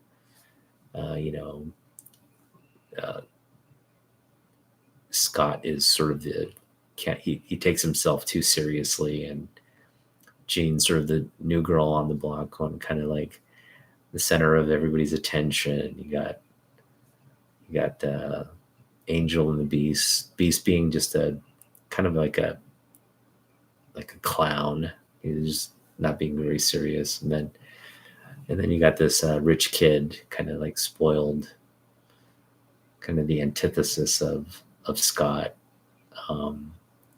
vying for Jean's attention as well. Just a sort of an eclectic mix of like young, student type, and yeah, they form a nice team, and they take on Magneto here in this first issue. Magneto is really the more compelling character in out of this whole, the idea that this guy controls magnetism is pretty novel. So yeah, just a classic issue, with Professor X and the whole team being introduced here. It's really, can't really beat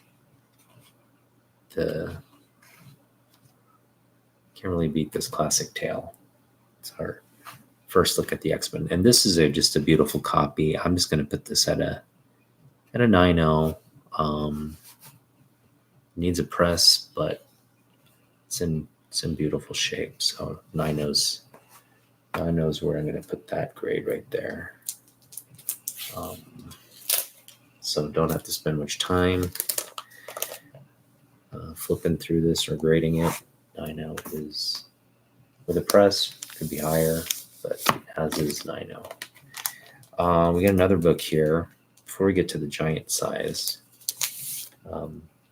this is one of 3 X-Men Marvel X-Men collections. And these are all, I think, artwork that Jim did for cards, and Marvel just put it into a comic book, and you just get all these great Jim Lee. I love when I just,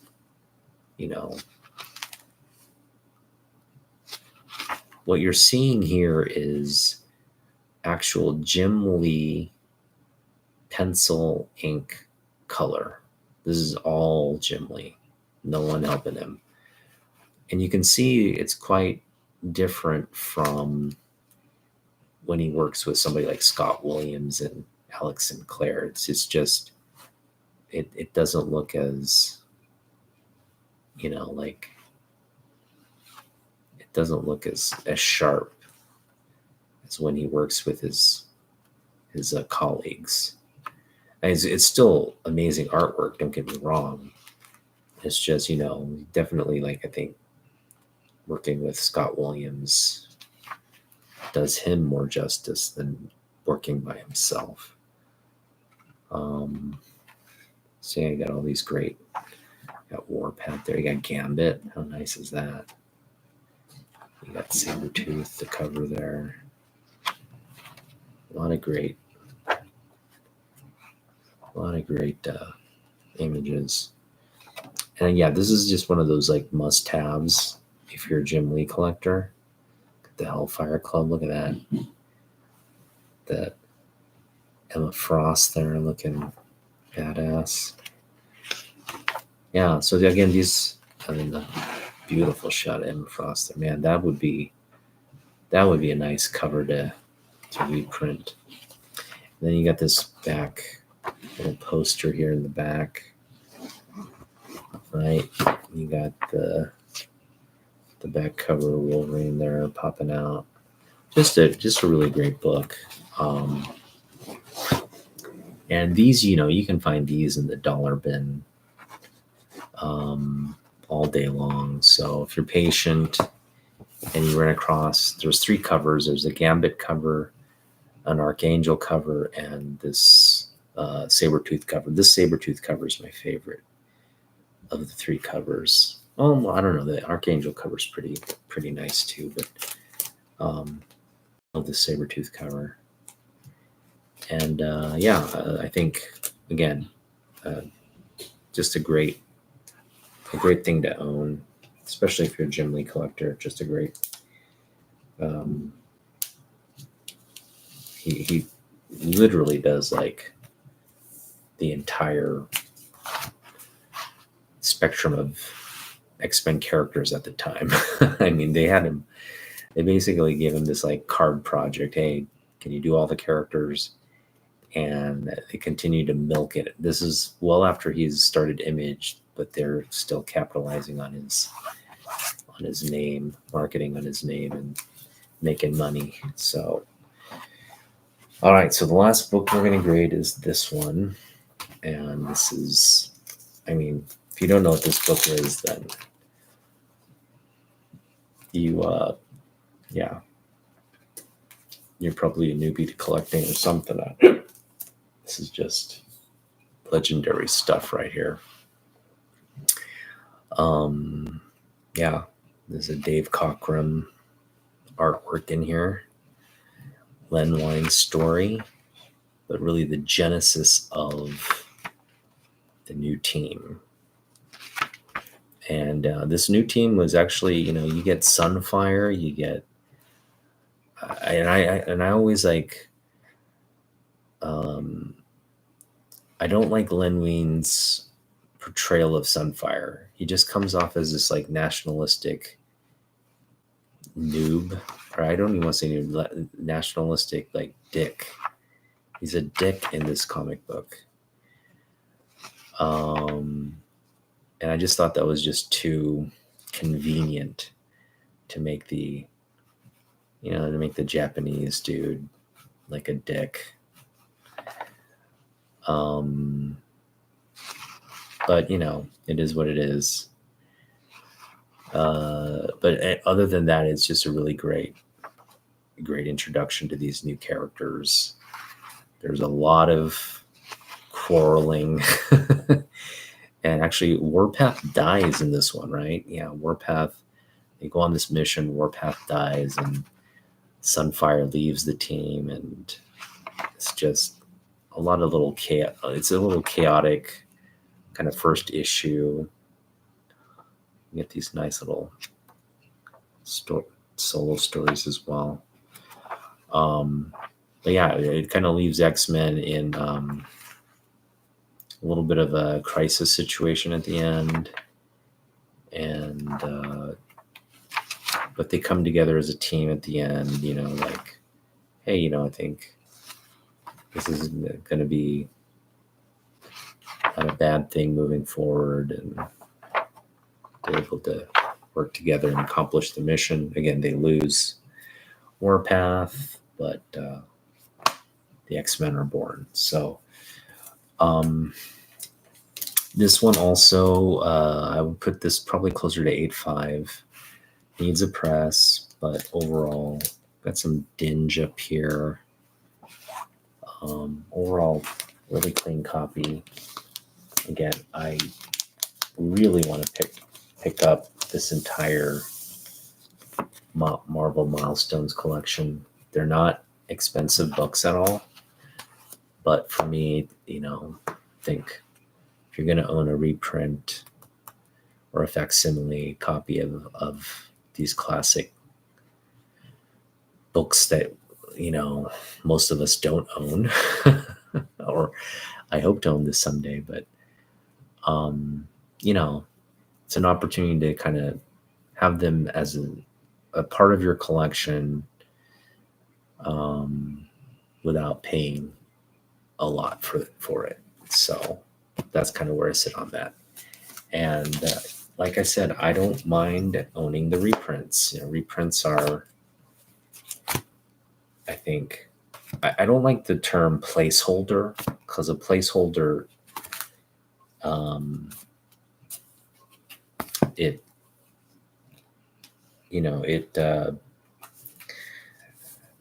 basically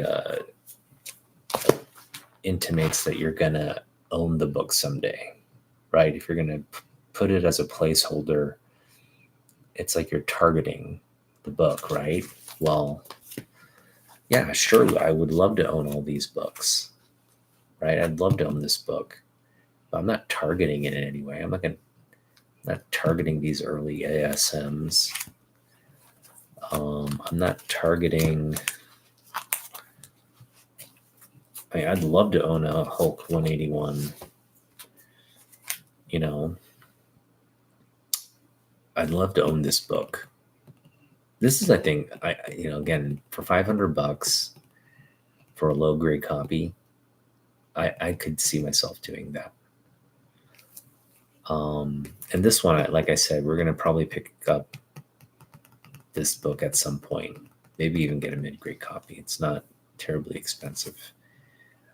Again, Hulk 181, I do want to own that again too someday, but that's a big book.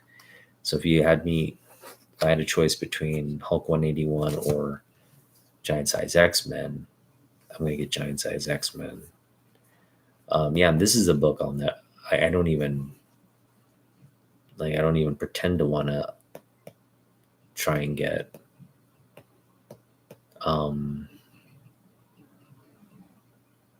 So I'm content with just having this rather than the original book.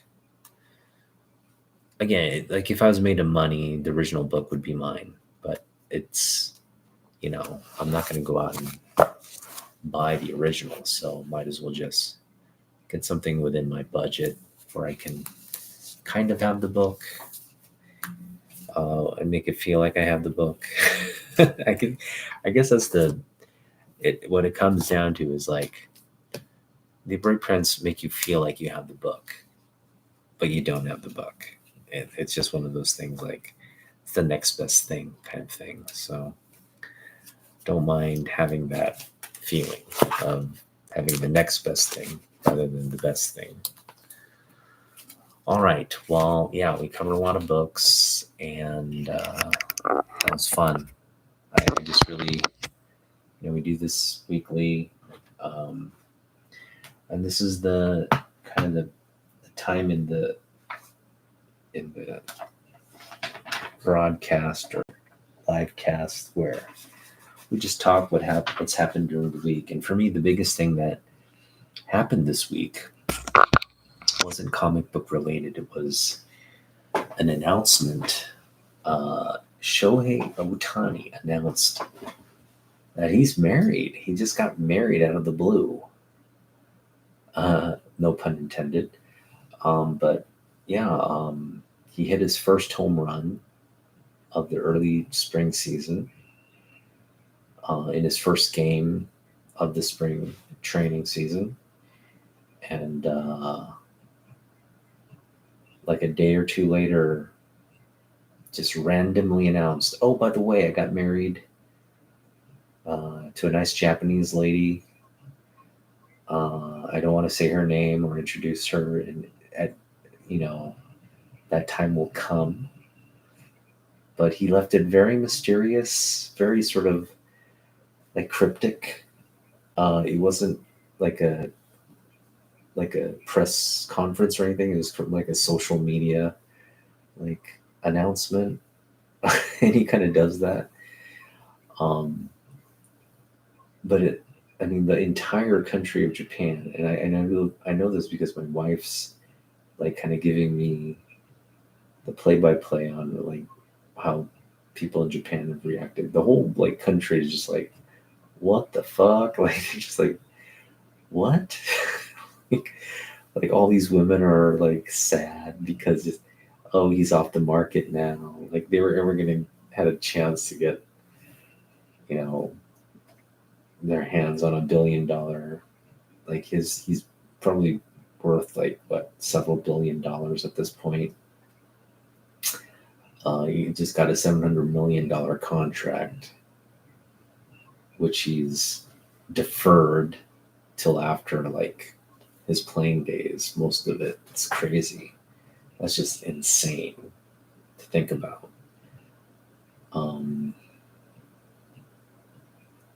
It may also be smart, right? Because if he gets paid after he retires in Japan, he's not paying any kind of income tax in California. And California, they're like 30%. They're taking 30% of that, and I think California is looking into like whether this is like legally, because that's a lot of money. 30% of 700 million is a lot of money. But yeah, he'd only, I think he'd pretty much not pay any taxes on that. He's paying taxes on what he's earning this season, which is like closer to like a couple million maybe. But you got to keep in mind, Shohei Ohtani doesn't make money off his baseball salary. It's a big chunk of money, but he's making way more this year in terms of sponsorships and advertisements. He's making billions in sponsorships and advertisements, and he's like advertising in like everything from like ramen, like instant cup ramen, to like Jaguar. I think he's that. No, not Jaguar, is it? He's the official sponsor for like, is it Porsche? It's like Porsche or something. It's like one of those Italian or European like luxury cars. He's the sponsor for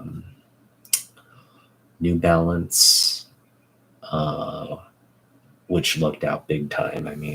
Who thought New Balance? Who thought New Balance would even have a shot at signing a player like that, right? But yeah, he's earning tens, if not hundreds of millions just in sponsorships, doing ads. And his net worth is insane in Japan. So yeah, deferring that money is he's got more money coming in from the outside corporate sponsorships than he actually has playing baseball. So yeah, it's smart. He's just being smart. And then, think of how much that advertising revenue goes up when he wins a World Series, or he's like, he's like up there with he's already up there with Babe Ruth's and the Hank Aaron's and the Willie Mays's. He's already in that conversation as like the best thing we've seen, the best player we've seen on the baseball field ever, right? They're always already comparing him just because of that unique skill set of being able to pitch at a Cy Young caliber and also hit at a MVP caliber. So that was what surprised me. Like, this young guy, what is he? He's like 28 right now. How old is he? He's really young still. I feel like he's still in this. Maybe he's 30 now. Let's see how old he is. So he is 29. He's 29.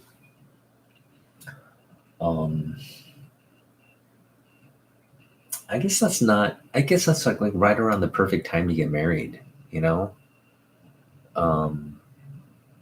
Obviously, a lot of people are getting married later, but to be honest, like, best time to have kids and have energy for the kids is younger rather than later. So I think if you're gonna have kids, if you're gonna be married, it's good to do that in your 20s when you're still like somewhat young and active.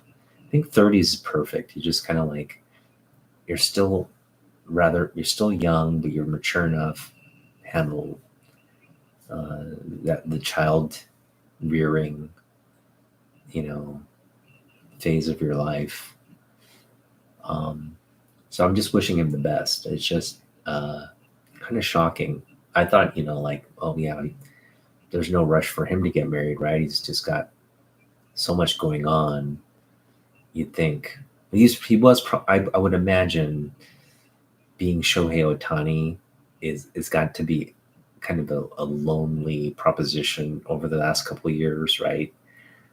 You probably couldn't go anywhere without the Japanese media like paparazziing you, and you probably couldn't have a nice dinner out ever. You just have to have everything kind of like self catered and self like imposed in your little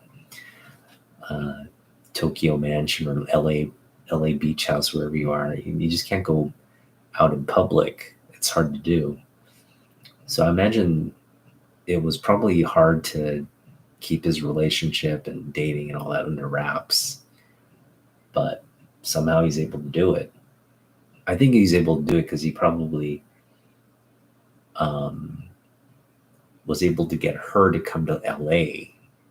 And in LA, it's like she could probably walk about and not get noticed.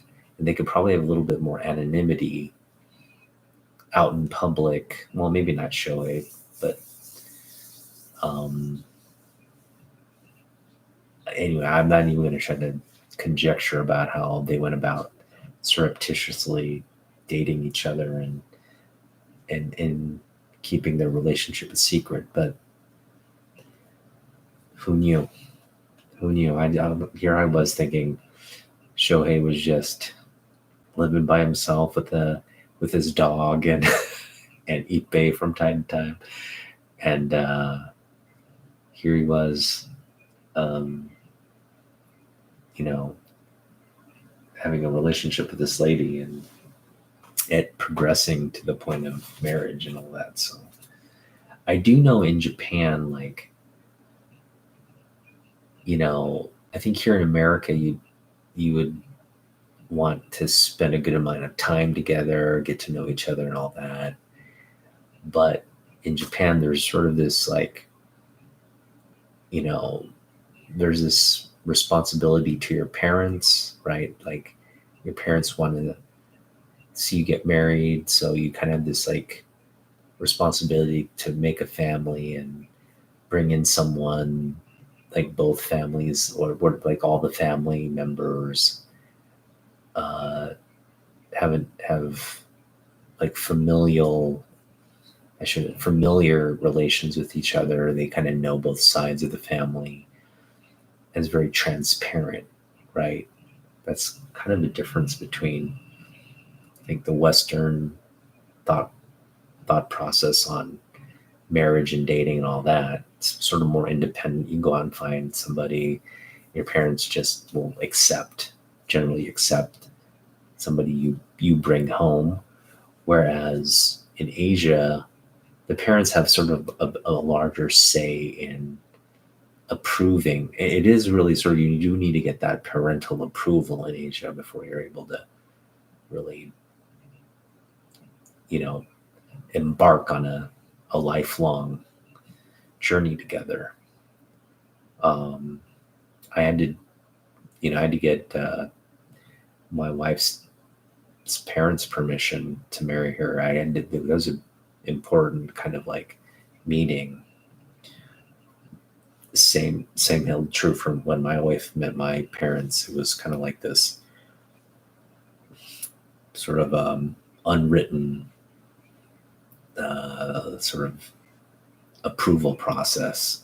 You have to get the approval, or it's going to be just very difficult.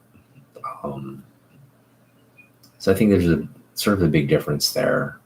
Like generally, like in a lot of Western relationships, I know that like they pop the question first, and then they kind of bring the families in after that.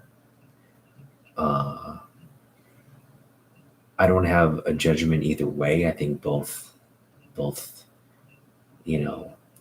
ultimately it really matters. What matters is you love the person, you're not rushing into anything. You've thought it through, and that family is a big part of, it's not exclusive to you two, but the family is a part of that joy and that decision. So, that was kind of a big shock, that announcement. The other big news that we got the Superman reveal, the suit reveal. Well, a partial reveal of the suit. We got the chest logo, and I was concerned because I mentioned, I think they were going with they weren't going to go with this traditional like Christopher Reeve Superman-esque, the one that pretty much, is associated with the character. They went with a more like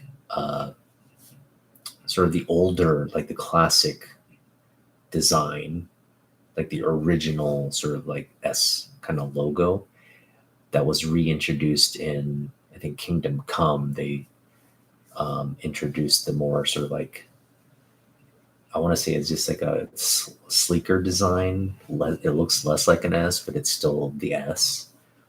But they had it in the classic logo colors, which really made it like, it just kind of made it this amalgam of classic and that, I don't want to say classic, but like the standard, what we're used to, the Reeve logo, and again that sort of Kingdom Come kind of redesign of the first original logo, and it works for me. I looked at the image, I was like, yeah, and the way they make the suit also, it just like, you could tell a lot of like detailed stitching and like real high quality craftsmanship went into the making of that ultimately it's a patch, right? But a lot of real intricate like what's the word I'm looking for? The craftsmanship went into that design and the rendering of that textile. So I was just like, wow. applause, way to go, James Gunn. It's really getting, I think, a lot of people excited about the project because the suit is a big thing, and that design leads me to believe they're going to give Superman underpants. They're going to give him the red underpants, and that was a big thing for me. Like when I didn't see it in the Cavill Superman, it was a big disappointment. So the fact that they're bringing back the red underpants, the fact that they're bringing sort of a more it's a new look. It's a sleek, modern new look that has ties, and it still is reminiscent of the classic look. So yeah, at the end of the day, I think in terms of my anxieties about the suit looking the part, those have been allayed us quite a bit. I think the suit's in good hands. I think we're all going to be very impressed by what it looks like. So that was a big reveal. What else? Apparently there's just more like CGC scam stuff going on. The latest, it doesn't seem like it's that big of an issue, but apparently somebody was like taking CGC like counterfeit labels, putting them in this like really, makeshift plastic case. Shouldn't be fooling anybody, but apparently online it was fooling people. They were scamming people out of like it wasn't even a real comic book, but made to look like a real comic book in 9th, 8th grade when somebody had bought it. I look at stuff like that and be like, you just got to be smarter, right? I don't think a person who's real smart would never fall for a scam like that. But I mean, if you're just kind of lazily looking at the picture and the description and just throwing your money somewhere and thinking that seller is somebody you can trust, it's I just try not to buy stuff online these days. I really try to avoid it. Where I can't avoid it is like when I see like a signature book for a really good price, I'll be like, I'm not gonna get a signature book like that for like 20, 25 bucks. So in those instances I'll get it. And a lot of my unboxings from online have been in that realm, just the signed books. But for the most part, yeah, I try to, especially on the bigger purchases, I try to avoid spending more than $50 online if I can.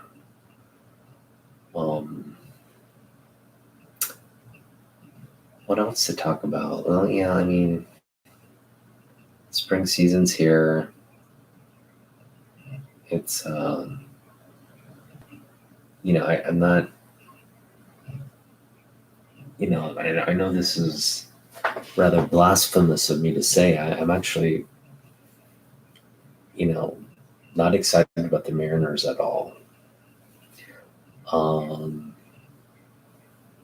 mean, I'd rather watch Shohei Ohtani play, to be honest. To be quite honest, I'd rather see the Dodgers win and make the World Series and win the World Series. Because I'm more a fan of like Shohei Ohtani these days than I am of the entire Mariners franchise. And who knows, if the Mariners start playing well and we'll start winning, obviously we want them to win the World Series.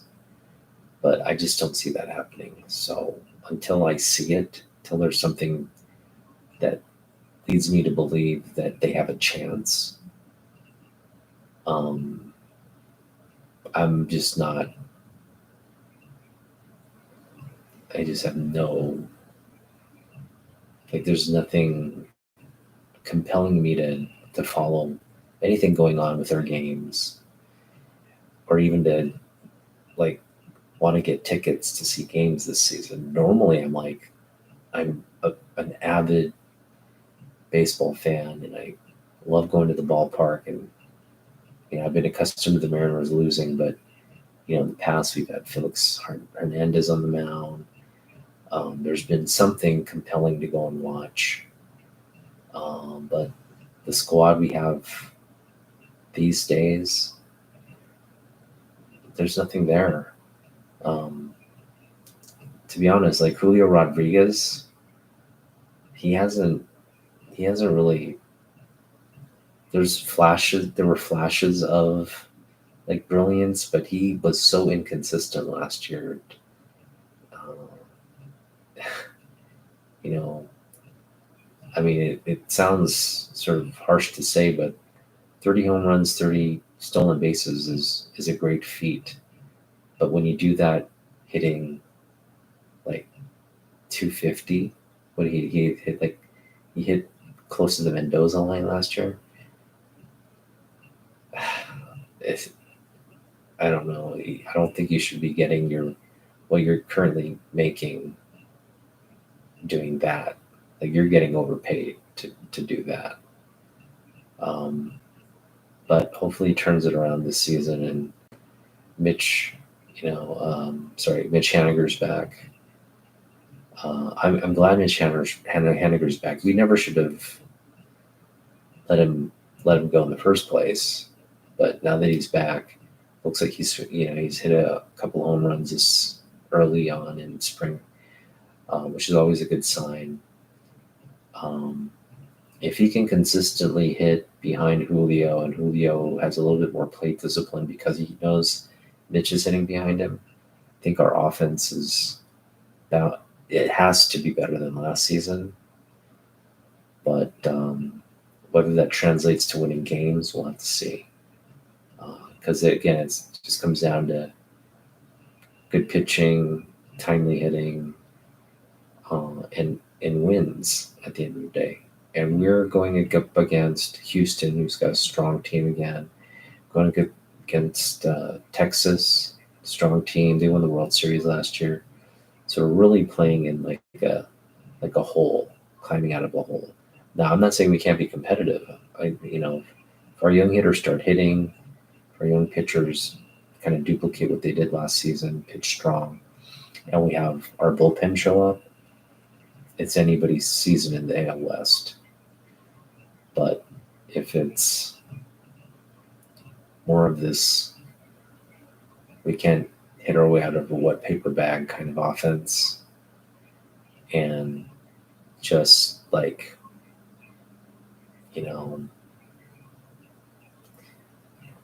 not showing up against the stronger teams, or just kind of lollygagging and losing a game here and there versus the weaker teams, it's gonna be a long season.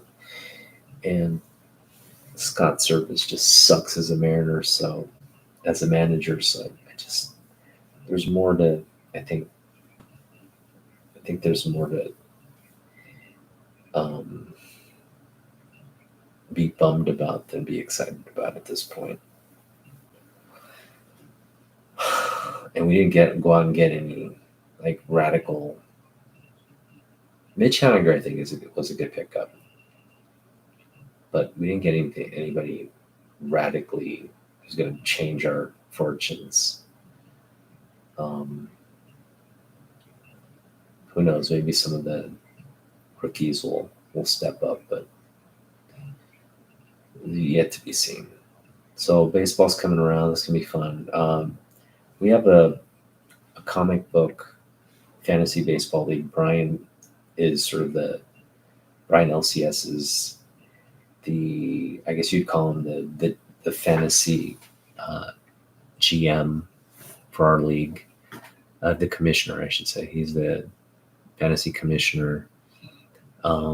If you're interested in joining our fantasy league, I think there's a few spots left. Just message me, say you're interested, and we'll add you All we need is your email address, and we'll send you the invite, and you can play along. And I encourage you to do that because, I encourage you to do that if you have experience with fantasy baseball. I don't want you to be like this complete, like, oh, what's baseball? Sounds like fun. No, we don't want people like that joining our league. We want people with, just some experience playing fantasy baseball, and people who know baseball. Like you're not just a casual fan, but you have a team that you root for. You got a favorite player or players, or you got to know your stuff. So yeah, again, message me, just write a comment if you're interested. What other? So it looks like Jim Lee may not be coming to Rose City Comic Con after all, which changes up my plans quite a bit. Because, like I said, I was trying to work this summer to make at least the base amount and a little bit more. I was gonna reserve myself $1,000 for that event.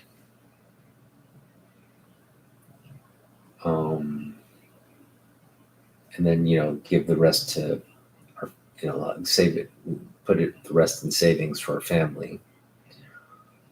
But if Jim Lee's not coming, it's just, what do I do with that $1,000 budget? I can go out and get that one big book that we were just talking about, Giant Size X-Men.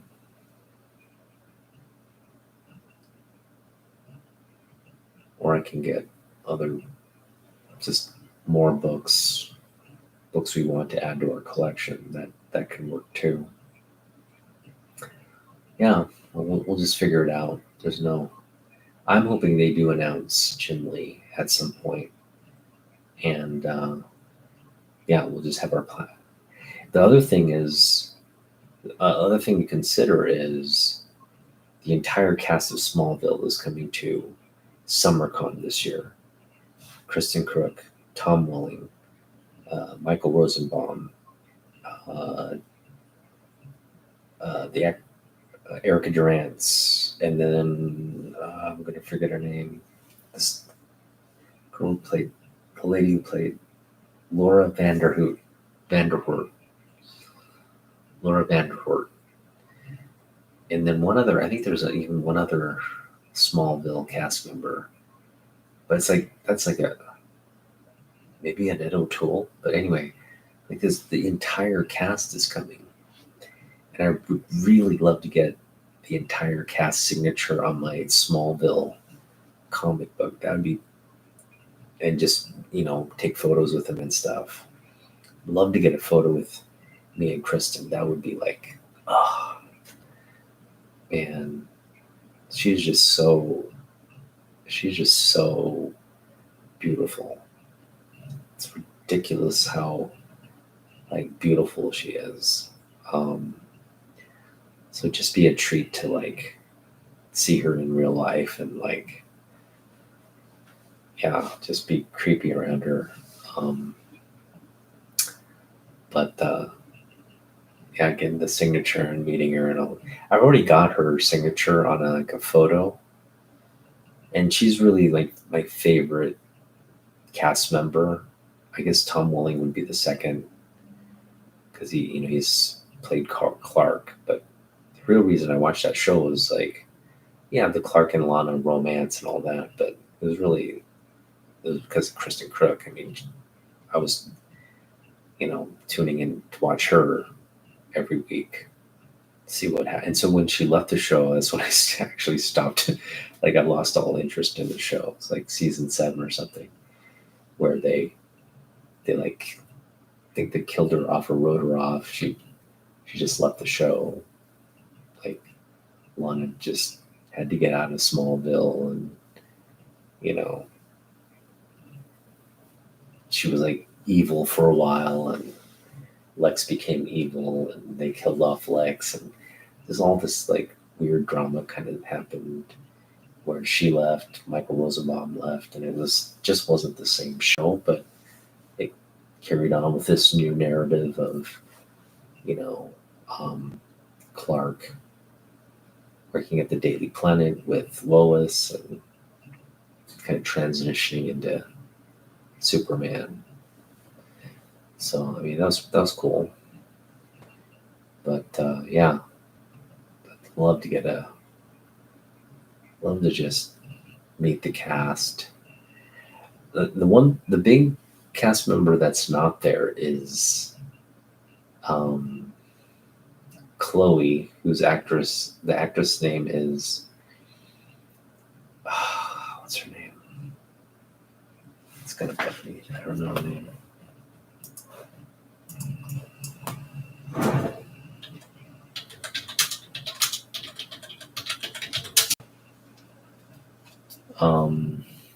Allison Mack.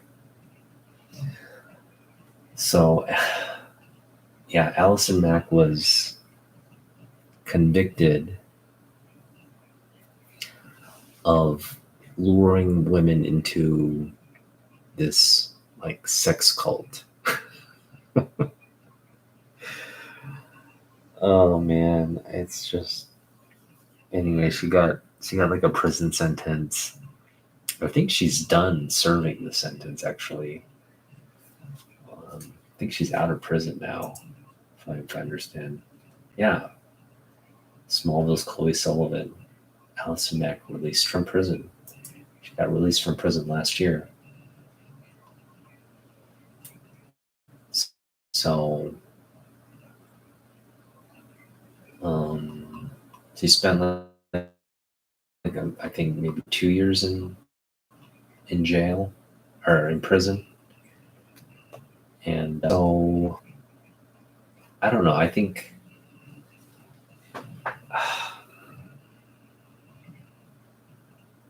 I guess it'll take some time, but I would love to see her on these panels.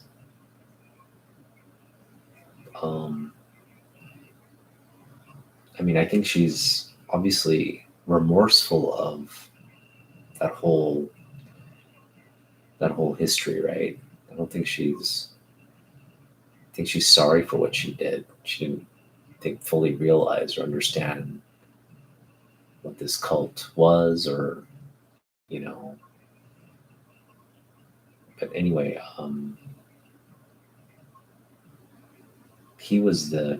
he got the bulk of that conviction. He's serving 120 years, including human trafficking, sex offenses, and fraud.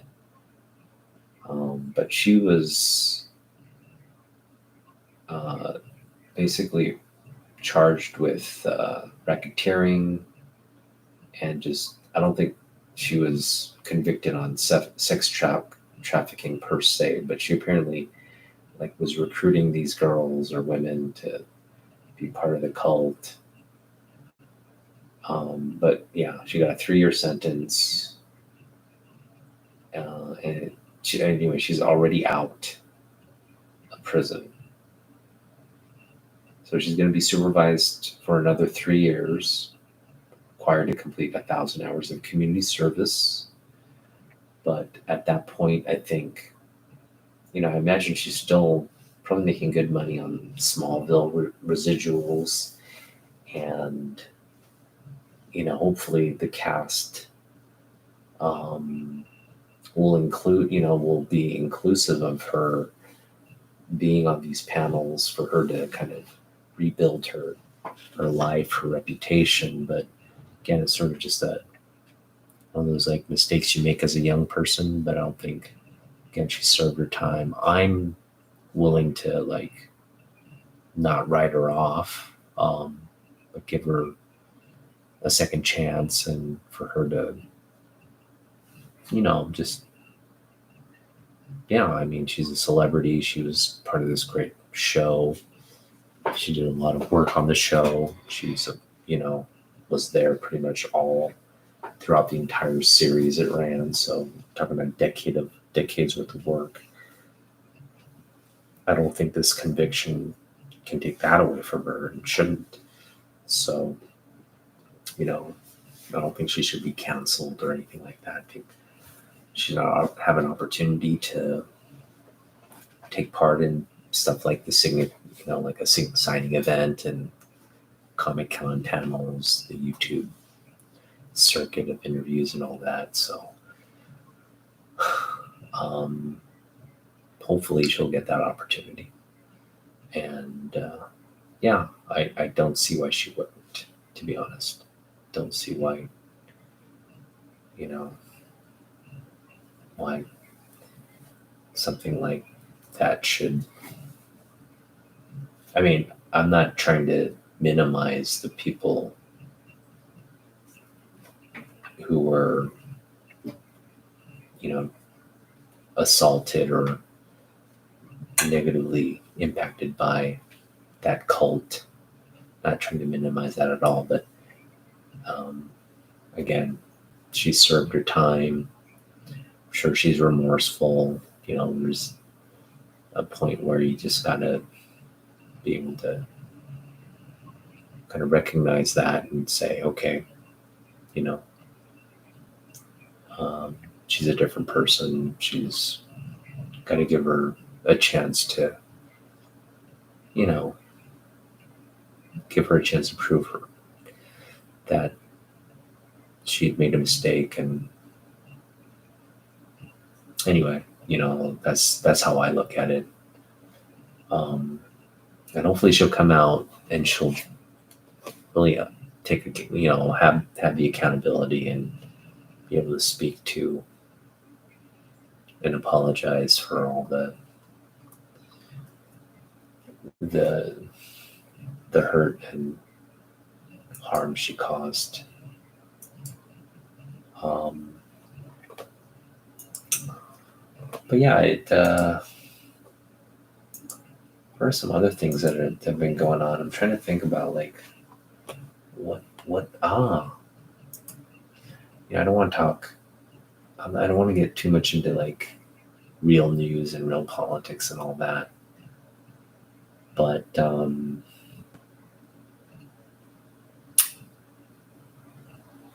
to think. Is there anything that happened this week? I don't think there was.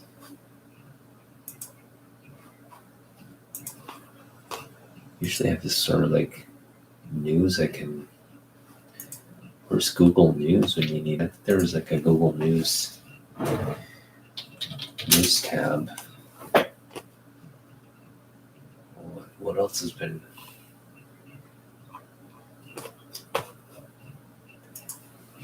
I know there was another big sort of comic book news related announcement.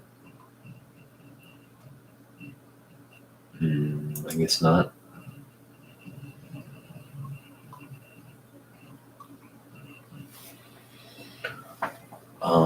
Dune 2, Dune Part 2. I think that's another.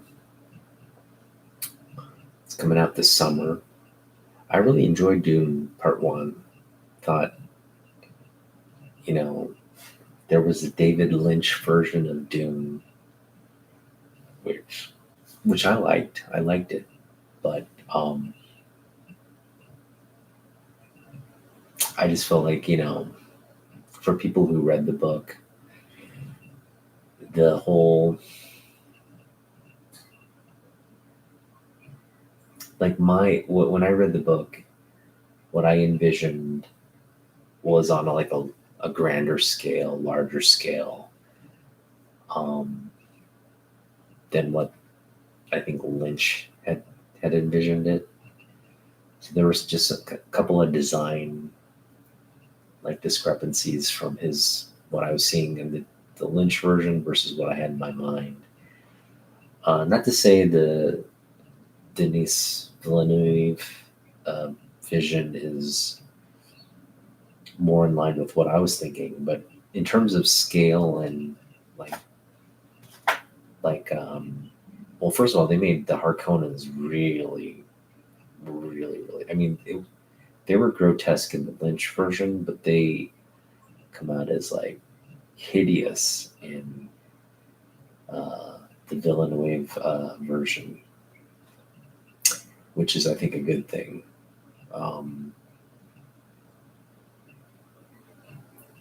Yeah, but like in my view, when I read Dune, I always kind of imagined it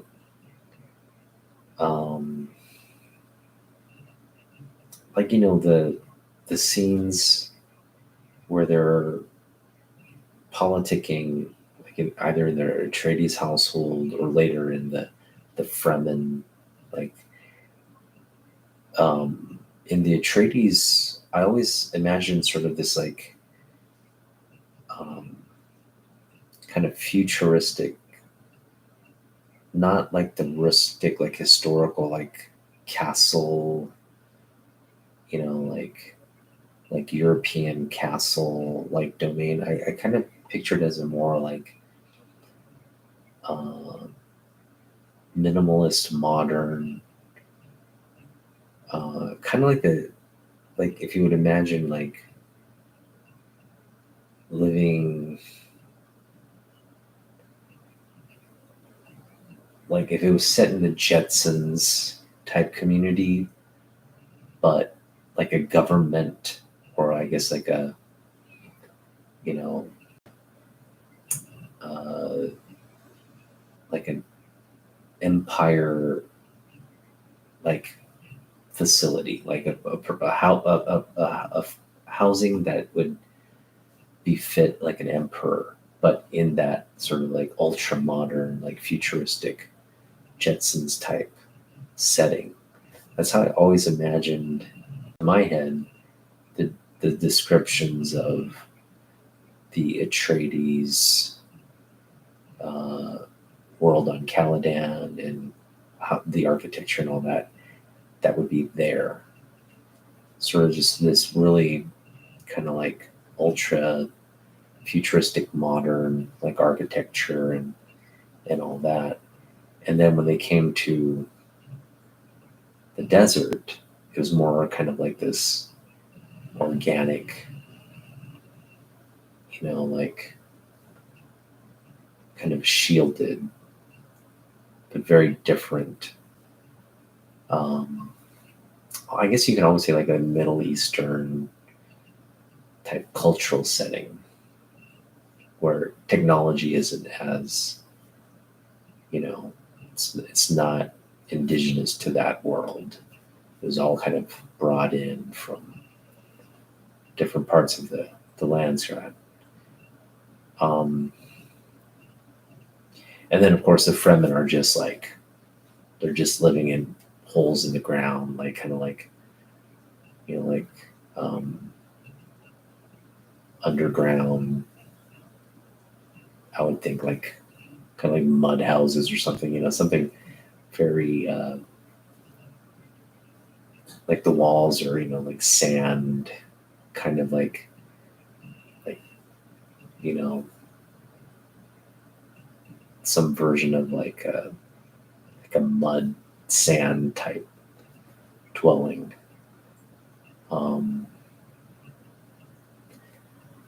So yeah, we'll see how we never get a glimpse of the Dune.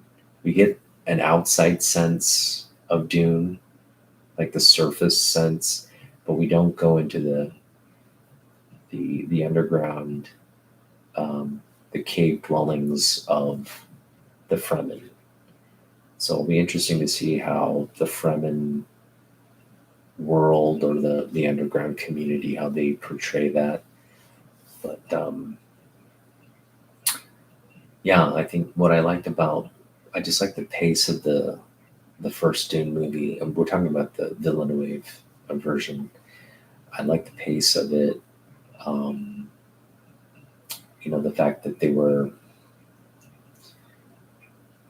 just depicting all the relevant scenes as they were kind of presented in the book, just through the dialogue, and there wasn't need for like narration or like, you know, it's just kind of progressing and you were watching it just happen. Whereas like the Lynch version, they're trying to give you all that historic perspective, and I don't know, there's just sort of narration in the background. Well, like it just was very choppy, and it didn't wasn't good. I mean, they were working with different levels of special effects and cinematic techniques, but yeah, I mean, I thought it was a great movie. I enjoyed it, but it didn't do the books justice. I think the current one um, do the books a little bit more justice, but there's a little bit of also, you know, that whole scene with where Duncan Idaho was uh, trying to protect uh, Paul and his mother, where he's getting attacked and he's kind of just fighting off the Sardaukar. No, that wasn't Sardaukar at that point. It was just oh, it was Sardaukar, wasn't he? Yeah, he was fighting off Sardaukar um, by himself. Like scenes like that. That's kind of like it's a little bit of creative license on the director's part, uh, which is fine. But I just think like, you know, trying to be as, I think, book accurate as you possibly can is going to help, not hurt. But again, I like the scale, I like the vision. I think the cinematic techniques all work. Um, and ultimately, yeah, like the story. The story is pretty spot on. Outside of a few, like Kynes, right? Kynes is in this version of the movie is a woman. It's a woman of color. I don't think that was specified as such in the books. I just could be, yeah, my memory of that is not being the case. Um, and yeah, I just would have liked to seen a little bit more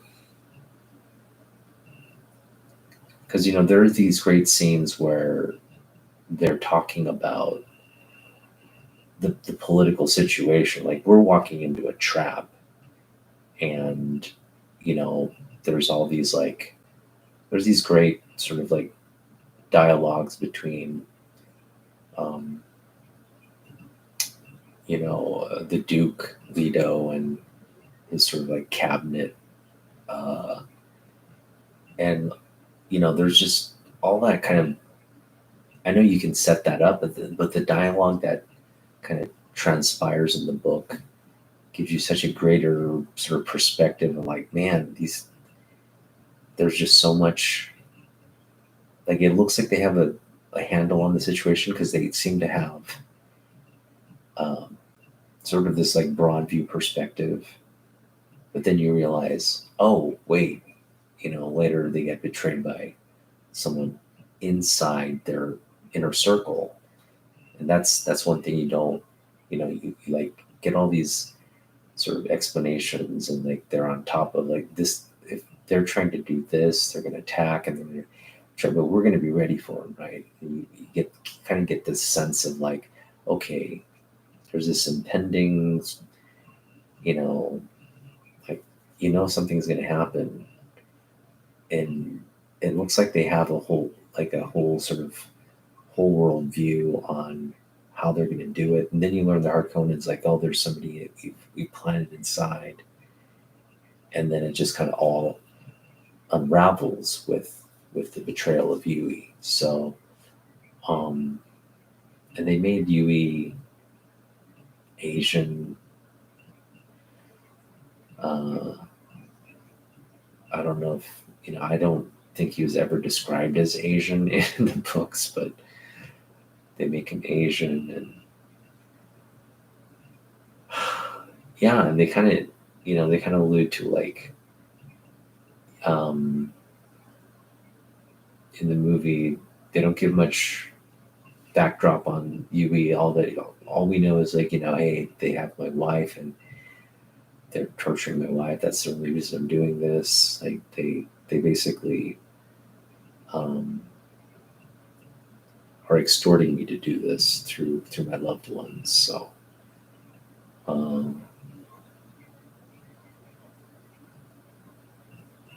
yeah, I think it's just really difficult to do a book like Dune proper justice, like in a movie, because there's just so much there in the book, so much detail,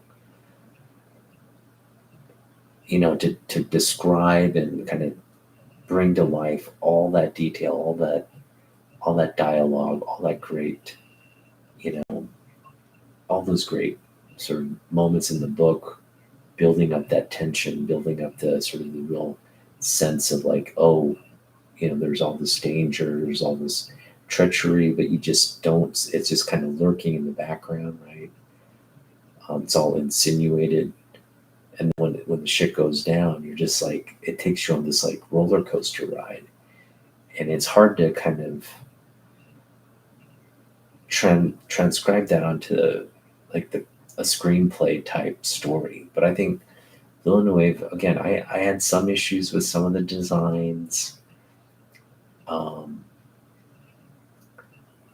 The still suit still looked. I've always imagined the still suit as like more sleek, um, kind of more basic in design. But the design they're currently using, doesn't deter from anything in terms of enjoyment of the film. But yeah, it's a hard thing to, I think, do, because when I was like, I am not admiring anybody who's trying to bring Dune to the big screen, and I think Villeneuve is smart to, the first Dune book, he split it into two movies, but he's going to do three movies that incorporates the God Emperor Dune. But the God Emperor Dune is set, almost 100 years or so after, uh, it just sort of captures the uh, Duke Leto's right transformation, or his son's transformation. I can't remember, into like a sandworm, more like sandworm like character. No, it is Duke Leto. Duke Leto becomes the villain, but also like the savior again. So like it'll be interesting to see how they do that third film, because it's really, there's just like a long period of time between, I think they almost have to do, are they doing the God Emperor? I would feel like they'd have to do the Children of Dune. We'll have to see, but anyway, um, they're going to do over three movies, like two books over three movies, and that'll be actually really, I think, interesting to see how they, yeah, how they do that timeline, and how they maybe rewrite some of the stuff. Because I think there's going to be a lot of sort of creative license in that. Maybe bridging the two, the events between both books, or maybe they'll kind of do sort of like a time lapse of, okay, 35 years or 100 whatever years later, and they can kind of show through the present of what's happened in the past. I guess they can do it that way, but it'll be fun, I think, to see it as a trilogy. I think the casting of Zendaya and Timothy Chalamet as, Paul and Chani were great. I think those were great castings right there. Um, you know, uh, and it'll just be interesting to see how their love develops. And I know they, Fade Round is played by Austin Butler, another great young actor. And I think he, it makes sense to cast him as Fade because I think if you're going to have a Fade Round, it'd be a guy like that, kind of this just good looking guy, very charismatic, and physically kind of like, um, agile, and somebody who's obviously physically gifted as well. So I think that it's just going to be, I think, a great movie. Going into it without any expectations, I went into Dune 1 without any expectations. Was very surprised at the end. I loved how they ended it right where it ended it, because it was like, okay, we really just kind of left it on a cliffhanger. Like, Paul's part of the Fremen now. His mom and his unborn sister are kind of accepted into the Keef, and they're just gonna kind of build the Messiah narrative and emerge as like the accepted leaders of that people, So all that is really sort of the meat and bones of the book, and that's where we're kind of going to get, sort of the second film is going to open up, and you're going to see lots of battling. You're going to see lots of action, I'm sure. And again, it'll transition into probably more of the saga. I'm really hoping that we can see, and I'm sure they're going to end at like that climactic point, maybe another little teaser type end scene. But yeah, just kind of really hope they cue in and just drop some of what to expect in the third movie to set it up. I think you're gonna have a very successful like trilogy.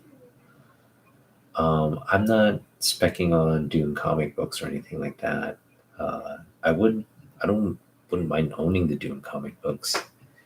They're it's a David Lynch version of the comic books, right? But yeah, for me, like, it's not. I think collecting that kind of stuff is something I want to do. I'm more focused on kind of my core stuff, so that's that. But yeah, I've been kind of blabbing for a while now. I'm just gonna end the stream. Wish you guys a happy weekend, and hopefully we'll see you back here either tomorrow or next week. So we'll see, but we'll have more Great Along Time at some point, either this weekend or next weekend. So stay tuned. All right, thanks for watching. See you in the next one.